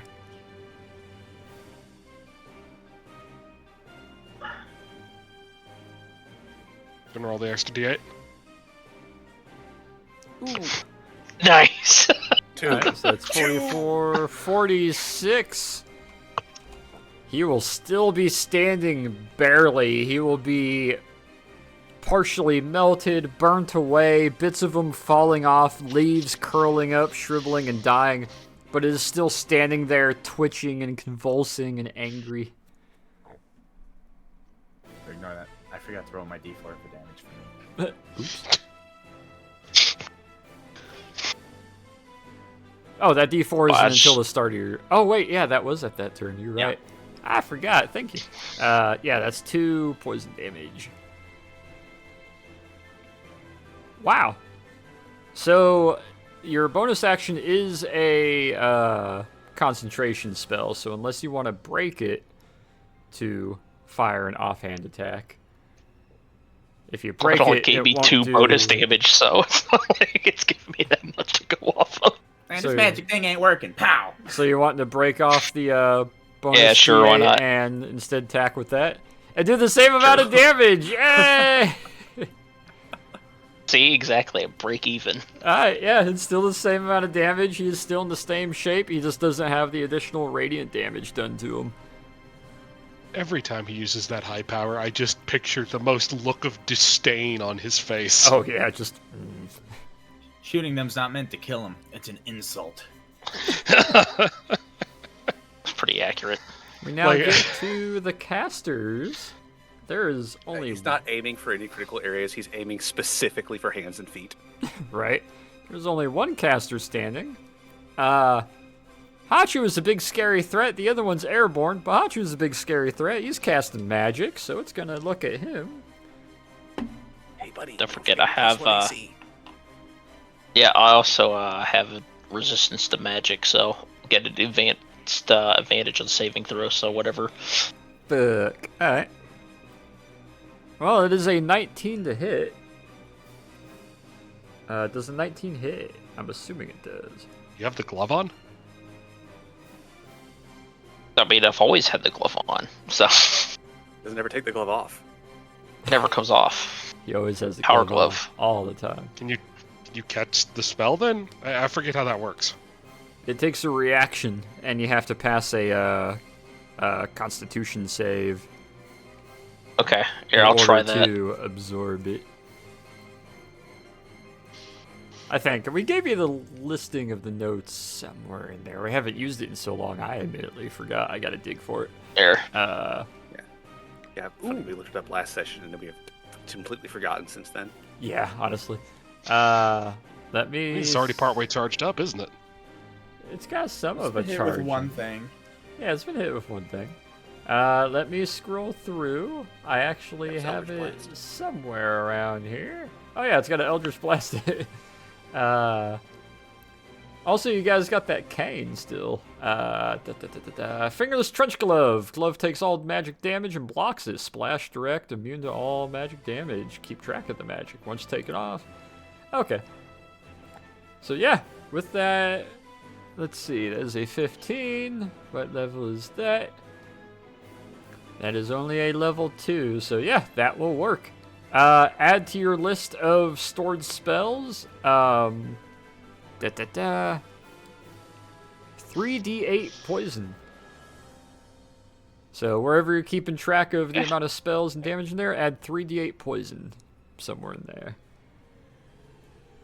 Yeah, he raises up his glove. A nice All green right. kind of swirl emanates from it. The knuckle gems lightly glow. And this kind of fighting knuckle type glove just sucks in the green energy and magic and leaves and closes around it as he closes his fist. Oh wait, you're keeping the potential damage and not the raw damage in the glove? It stores all potential damage. Oh, okay. Goes to Yeah. if it rolls all ones. I mean, that's a chance. I'm more concerned about not knowing it's capped then, because you don't need there's no not raw numbers. That's scary. It's a big equation, but it's fun. It's a good time. I remember when he had the original idea. What if we just keep casting heal into it? Casting heal, thorn, I mean, thorn lash, and Eldritch Blast. Now we Whenever determined we're- healing the glove actually reduces the damage points it Yep. put out. It has On to the other have hand- nothing damaging for healing to work. On the every time we're on like a long break between things, every day I cast aid into it. Oh god. Alright, these guys, boopy doopy doop. He's gonna step on in here and he's gonna make two good old swipes at Hachu. It's a 14 and an 18. Okay, the 14 doesn't with the bonus AC, but the 18 does, right? That's what it was. Alright. Hey! That is a 12 bludgeoning damage. I need you to make me a con save. It is a well, it's not magical technically. Oh, okay. Hachu, you feel it Yeah, impact Lord. you, and there's a bunch of little hairs and barbs slowly digging into your scales on your right side of your chest that are getting more and more itchy and rashy. At the start of your next turn, you will take a d4 poison damage, then a d6, then a d8 as each turn ticks by until it is cured or healed. Let's see. There's this guy who can't step through that tree because it's been knocked over. He's going to shimmy on up and get the... I will say, I do have a poison resistance. You do have poison resistance, so it'll do half damage. Oh, good. Throws you make to. You have evaded the saving throws you make to avoid or end the poison condition on yourself. So shouldn't. Wait, you You can get just to end reroll that? You can just Yeah, end that's it. what it yeah. says right there. You also have resistance to poison damage in general, so yeah, I can just roll to end it at some point. I like the idea he could just choose to be like, nah. Nah, No, but I don't mean, wanna be poisoned. on his con save right there, shouldn't he have advantage on that? He would, yeah. Oh, so I just roll it again then? Yeah, roll it again, see if it just negates it in time. Yeah. I forgot. Sounds Oh so yeah, disappointed. he's a snake. He's made out of poison. What was I thinking? He looks down at his fucking suit and is like insulted. Like, ow, really? Too bad I I just don't have had this alteration pressed. skills. Richard, he comes charging in behind Hachu, trying to swing at you. Okay, well, he takes 42 damage. Fuck Christ. you, guy. Truly, the meaning of life, the universe, and everything is a bunny stabbing you in the dick with a billhook. Billhooks are already mean. Yeah, he comes Put that in running quotes. forward. Yes, please. And you just impact against him. He staggers, almost falls forward, rolls on his side, gets back to his feet as he's sprinting forward. He's going to make 2 attacks against you. That is a 13 and a 21. 21 hits. Ah, What, con? that is a 13. Give me that con save. Okay. I'll let you do the math on the damage while I do my con. Actually, that 13 bludgeoning cut in half is 7.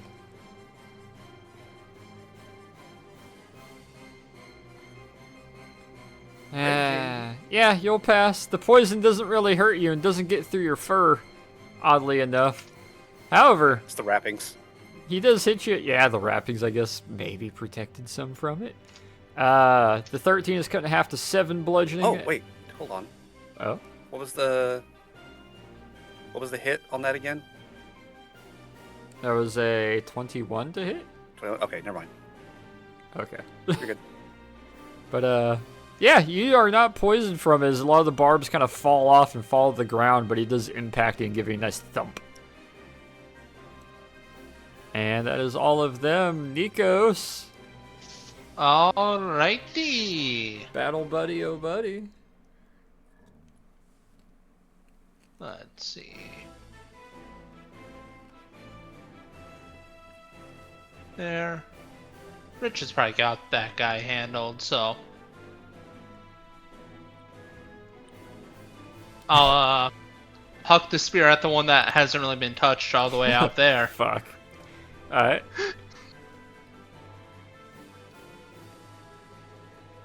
Fucking javelin throat. Yeah, that hits. Ah, 24. That puts it. Yeah, that one hurts as it lets out a loud, high-pitched just fucking screech as the spear rips through it and lands behind it. And recall and throw again. Alrighty. Ooh, yeah, that'll hit. Jesus.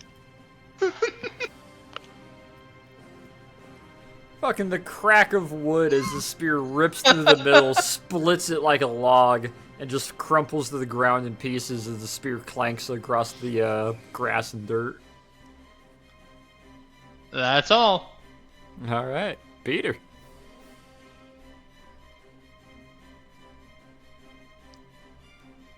What you doing, Peter? Hey, Peter. Hey, Peter. Quick question. Would using a spell in my concentration on Dawn, or do I have to use another concentration spell? Is Dawn a action? Yes. Then it is So a another action action spell would do it? concentration, so another action would dispel that one, yeah. You can cast a bonus action spell that's not concentration in parallel to that. But if you were to cast another action spell, it would dispel Dawn. Okay. Let me check my movement, make sure that still works. Alright, yeah, so I'm gonna dispel Dawn then as I come over here, and I am close enough that I should be able to use Word of Radiance on this guy right here, Alrighty. which I apparently haven't set up to do damage. Oops. So that would be 3d6 radiant damage. Word of Radiance. Fuck you. Suka! Blim! And again, it's radiant damage. Well, you only had 8 health to remain, so as you get ready to swing on him again, Rich, you just see bursts into like holy fire and crumples to the ground, burning like kindling. Definitely about That to hit should again be- anyway. 30 feet to move here. Alright. So I'm gonna get down here with Tauren. And would removing Tauren's thing be is it considered poison, or is It is some other considered effects? poison. Alright. So I'm gonna, I don't know, rip Tauren's shirt open and cast protection from poison on him. Alrighty. In a Yeah. room. Big manly Santa Claus comes running up on you. The Cossack rips the top 2 buttons off and puts a hand to your chest, and just radiant energy and the full kind of invading rash just fades away. I can't wait to see the fan art of that one. Thank you, but how am I gonna find my buttons among all this brass? Just make Look him in the eye. Locate object. Damn it. He's just smiling jovial at you like Santa Claus, just look at the object. The hand on your chest. God. Good point. Whenever Peter no. smiles, I can't not picture Santa Claus from Rise of the Guardians. Big eyes. Yeah, you Like carry learning him. how to actually smile, so it's like always in like an awkward smile. Yeah. That concludes my turn. Alright. Yeah, you cure the poison. Top of the turn order, Rich. What you doing, buddy? Rich is advancing. Alright. Um, guard. Yeah, I'm trying to see. Is this still technically on the cliff? Yes. Cool. He's smacking your boy down there. bunny. Smack his pee-pee. Make sure he does not come here again. That is a 27. Yeah, that'll hit. His remaining 4 health means nothing. As you run forward, swing downwards, and just absolutely behead this thing, knocking the head flying off way to the side. Decapitation! As you swing downwards and impact against him, you guys have a brief moment looking outwards, raising weapons, wondering if there's anything else. Some of the hawks are flying around, continuing their rotations. A couple of them are firing at small movements in the tree line outside of the battlefield, kind of doing a perimeter control. As you feel a rumbling in the dirt and ground, the fire where you are burning the body is slowly starting to go out more and more before you feel the rumbling starting to increase more and more. And let me add to the turn order.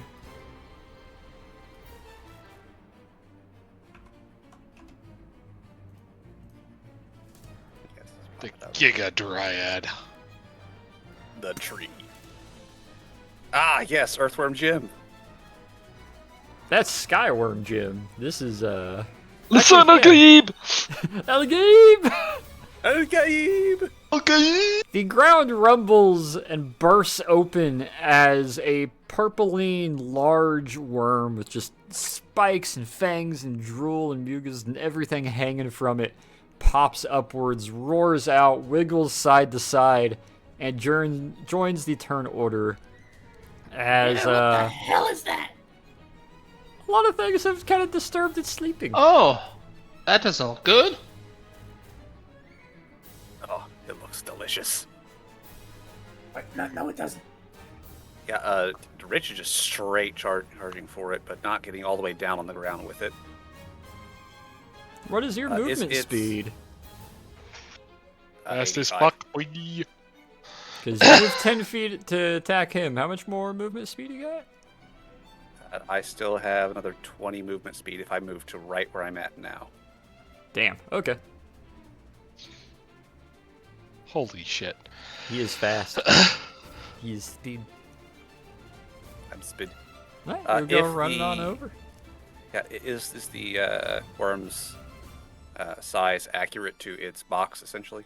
Roughly, yeah. Since it can't really translate with like being behind it, the 15 by 25 foot box is accurate. Okay, I just want to make sure that I'm keeping spacing. Yeah. So that would be So you are 10 feet away from it. cool. Well, you know what I'm doing.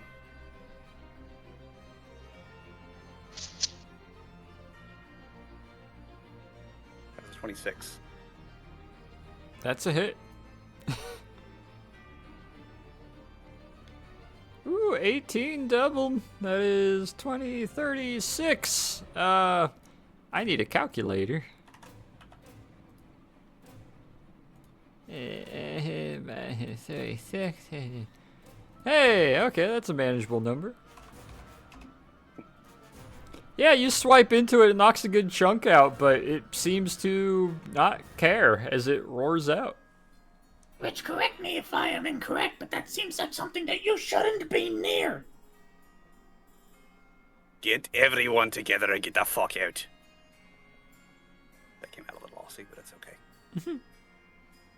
We're not gonna be leaving you. I don't plan on staying either. I'll leave him. Let's go. 28 will hit. And 18. So that's 2, 3, and that's going to be a stunning. I'll burn a key point on that. Ah, alright. Stunning strike. I need to make a save against... You need to make a... Let me open up my... Need to make sure... A con save of... 17. Alright. That is 18. Damn it. Yeah, it will not work. However, it will take a pretty good chunk out of him, but he is still standing.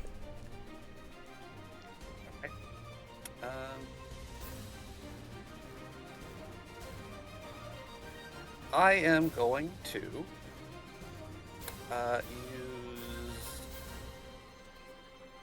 patient defense. Ooh, okay.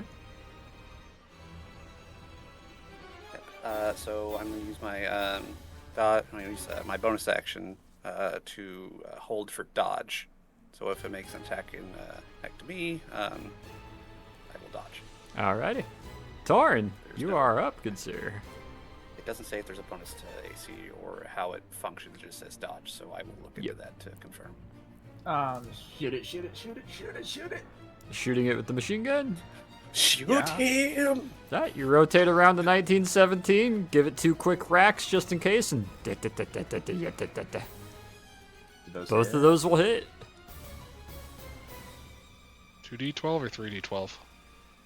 Are you shooting the 1917 or the bar? Oh, oops. Damn it. I was gonna say, yeah. I'm like, wait, that's the bar. Where's the Yeah. 1917? I think I can just click the damage for the. Isn't the... Okay, bottom 2. Don't you also have advantage for the, No, it 19, isn't so the- within 5 feet of it. No, because you're tripoded. I haven't been doing that. No, because you're on the 1917, aren't you? Yeah, but The 1917 is fixed on a tripod right now. I That is have not true. been doing that in the past. But I mean, I did the one time Were I we used doing it. that in the past? You were walking around with it for a while, so... Yeah, I was walking around. That's why it was standard, because and then That's there was a couple disadvantage. disadvantage with it.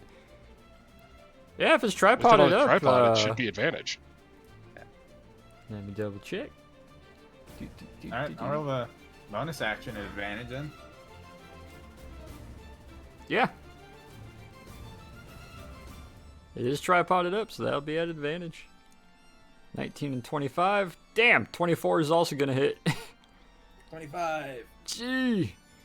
Okay, so that's 50, 69. Okay. Nice. Huh. 69. Ow! Jiminy Christmas. Yeah, it's hurting. One time we need to move. Peter, can you, we need- Should we ever get around to my turn, I will.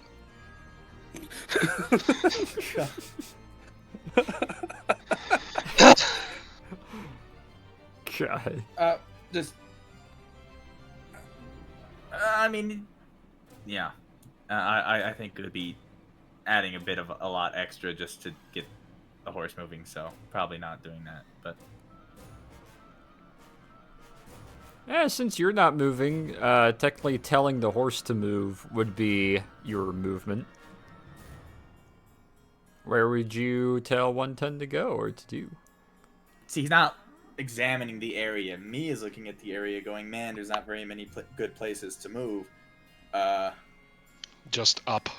Hopefully the raid can't, like, emerge from the rock we're gonna be up on.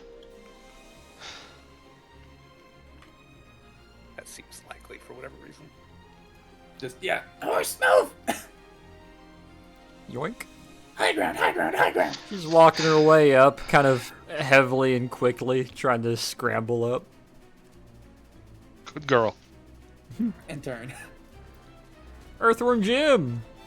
He's gonna look over. Bunny bun. That hurt. But also, that wagon thing made out of wood, it hurt. It's barking, it's loud. It doesn't like that.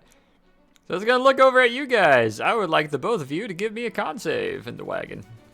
Yeah, raggy.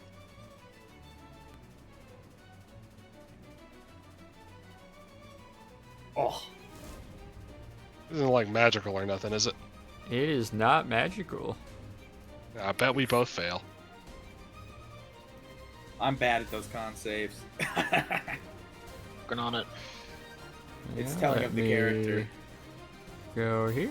On and 5%. Do that. And do that. This area is difficult terrain, and the both of you find yourselves restrained until you can break out of the restraint with a strength check at the start of your turn. It's approximately 1 hour. Oh, I snot rocketed at you. Essentially, says. yeah, a bunch of kind We'll of see about cocoon-like webbing shoots outwards, wraps over the both of you in the wagon, ensnaring it. Con save? Yeah. But I don't know. You don't know, Hachi? Oh. Sorry, You're I'm good. trying to plan when to go to sleep because I do have work tomorrow. Sorry. We'll be pausing here in a couple moments. okay, so that wasn't a projectile. It wasn't technically a projectile, it was an area effect. Question: would my evasion class feat have any application there? How does that work again? Like Briefing that? up on it. Beginning at 8th level. Oh, you can dodge out of area effects when you are subject to an effect that allows you to make a dex saving throw and take only half damage. But there on was it. no dex saving throw. Which Yeah, is this one wasn't confused. dex save based, it was con based. So an area effect is okay. You say they make a dex saving throw, you get half damage on a failed roll, and instead take damage if you succeed on the saving throw. Yeah, it doesn't give you advantage on it, but it does negate it fully compared to the usual dex save. So like fireball and things like that do damage.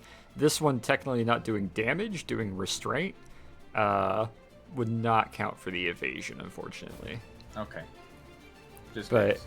yeah, the both of you find yourselves kind of wrapped and entombed to the front of the wagon, trying to drive it while also gripping to the machine gun as it cocoons around you and kind of dries rapidly. This sucks. He's then gonna turn, and let's see, 5, 10, 15, 20 feet up this way. I need a dex save from Rich. Oh, it's moving which direction again? I was North. doing. Okay, Yeah, 20 feet so- north of it. so I took the dodge action. Yep. Or dodge bonus action for me. Which means you are able to automatically dodge, if I'm not There's only mistaken, dodge attacks. dodge attacks. So are we still? It is are an we still area doing that, effect, or- this one. Okay. Just making sure that was that's what it Yep. was. So this one, unlike the other one, which will be con for restriction, this one will be dex, because it is an area effective damage. So I believe your dodge gives you advantage on that? It doesn't say that outright. I am double checking that very quickly. Because if before I'm I not roll. mistaken, when you take the dodge action, it gives you advantage to dodge if you have to roll to get out of its way. I will think. roll Although, what does follow. the D&D compendium say about it? That's what I'm looking now.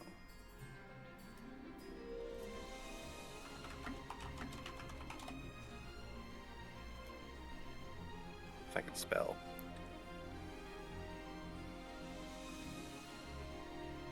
Come on. It says you focus entirely on avoiding attacks. On a next turn, the attack roll has disadvantage. You make dexterity saving throws with advantage. Okay. So yeah, that'd be a dex with advantage then. Okay. Alright. Cool. Jeez. Let's go. Alright. Yeah. Maple button. You're able to step off to the side, tuck and roll, do a cool guy kind of pose as you come to 1 foot, wobbling a couple times. The giant earthworm extends straight upwards, belly flops to the side, crushing the tree and the ground around it as it raises back up to its position, and you are able to return back to your original spot. So the belly flop failed. We will now go to the ensign, where we will pause here for now with you guys fighting Earthworm Jim. And we will resume combat upon you guys hitting You're not next going to week. go through the entire turn. Unfortunately, with people getting kind of tired and us needing to pause, this would be a good time to pause.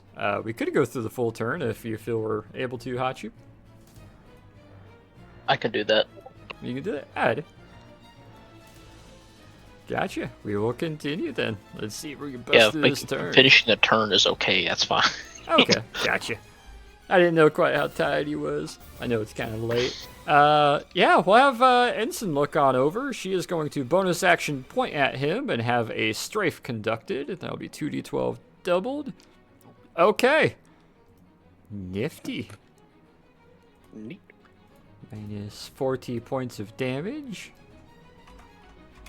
Ticking away at his health pretty well. She is then going to aim using her action and make her own attacks.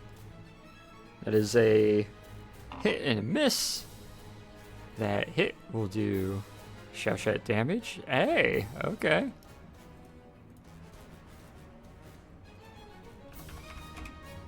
Alright, and then she will fly on over to here and come to a pause. Hachu, you are up. Earthworm Jim is trying to belly flop on Rich and has kind of cocooned Peter and Torn for the moment, who are wrapped up in this weird kind of webbing-like substance. He got the pill on him.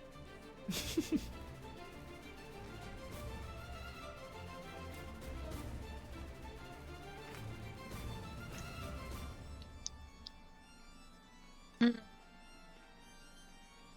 know what? Screw it. It's a good time to use it. Mm.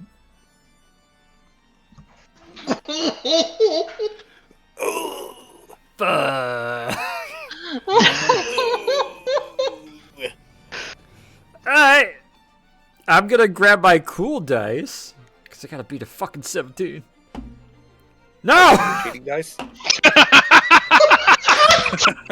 Fuck you. 96 plus 40. Cuck chair with you. You're going to the cuck chair. I thought you were cool. Nah, we're not bros at all. That was the nat 1. Fuck you. Give me the damage.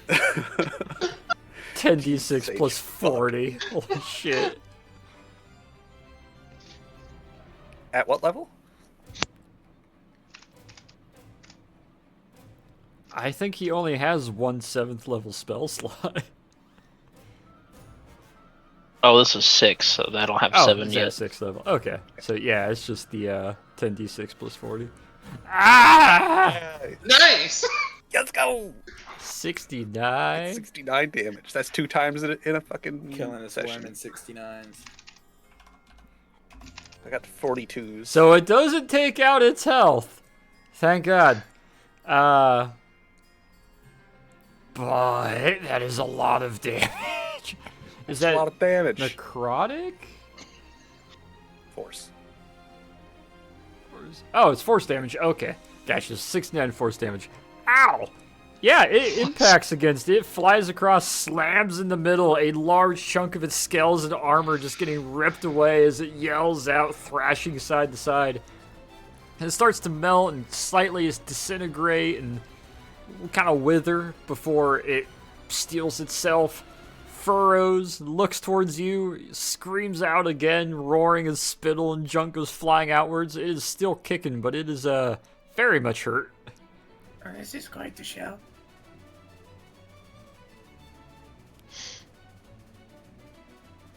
What do you got for bonus action? I'll just end my turn there. There's nothing else. I mean, I guess I Alright. could shoot him, but I'd have to go over there, and I'm not willing to get closer, so Yeah, I'll be fine from here. good call. Peter, can you move? I don't know yet. It's still not my turn. Jesus. It's not my turn. It's impolite. You know, we all have to wait for our chance at the 6 seconds to act. That is how world works, yes? Nikos, what are you doing, bud? Yes.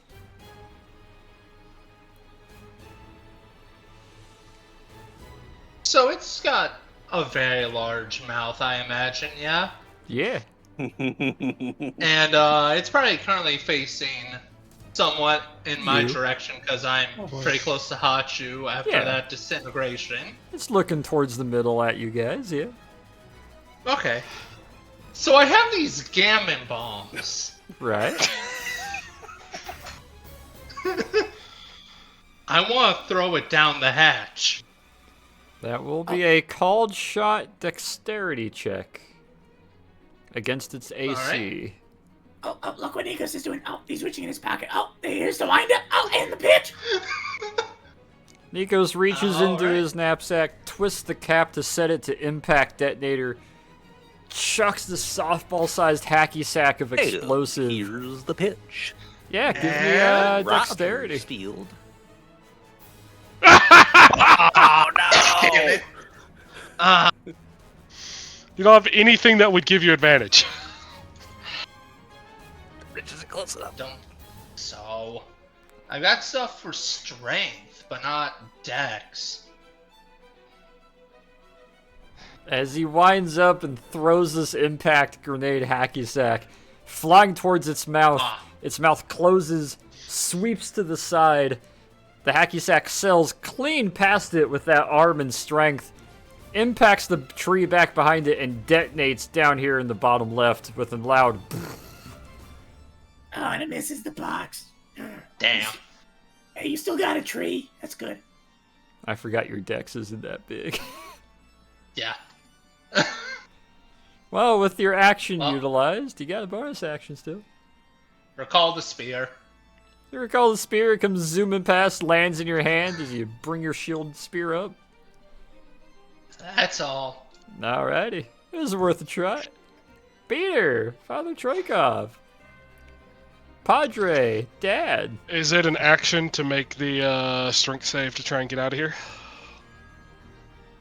It is a general movement that you have to take. Let me double check. Yeah, it is considered an action. If you succeed. In that case, it means you'll just have bonus action and movement. In that case, I'm not going to do it, and instead I'm going to do this.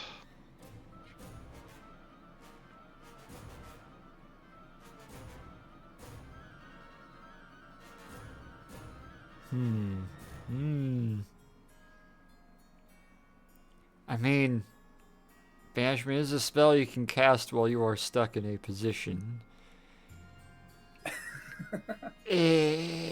Alright. What is this? Charisma saving throw? Alright. There's no way this worm has a good charisma. That's Charisma saving I throw. like What's the components of this being an item distasteful to the target. Yeah. An item distasteful to target. How does that work? What the fuck is that supposed to mean? He's got a cross. Yeah. Anything from Earth. Begone, Satan! What's the DC that I'm trying to beat? 14. Ugh. You need a higher charisma, Padre. No! Okay, that's a 12.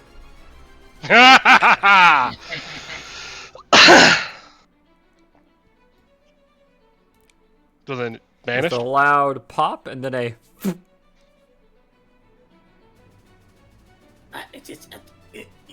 You did the thing, didn't you? Blah. You just hear. Actually, you guys just hear the power of Christ compels you! And it just. Did we ever figure out where those things go? They either go back to their home plane, or if they're in their home plane, to a featureless void for all eternity.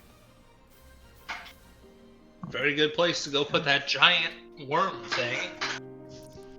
As it disappears for the next minute while you are still stuck, kind of cocooned for a moment, the other hawks will come flying back in, land, assume a perimeter. Both the ensign and the gas masker will fly over, landing, and assist in de-entangling you guys without breaking your concentration and eventually pulling the wagon and 1 ton out with it. It won't take very long, but they'll be unwrapping you for a few moments as they kind of separate you from it, back you in the wagon, off and out of the pile, allowing everybody to kind of get free from it. The fire is still burning from the original pyre, but it is a more so embers and kind of a warmer pile that is smoking. How did you attach a yellow box to me? I didn't. It's attached to Were me. you mousing over yourself on the initiative tracker? Ah, okay. Wait, Peter, are you saying that you could, if you banished any one of us, we would just go back to Earth? That's my understanding, yes. Wow. I'll keep that in mind. Well, that was exciting. Just don't trip or anything, I guess, at least for the next minute. I presume it probably took a minute to get me untangled as I'm sitting there, like... Yeah. It took them a little while as they untangled you. There's still some bits to have to pull off the wagon over time, but that could be done later on. Nikos just comes up and slaps Peter on the back. Good job!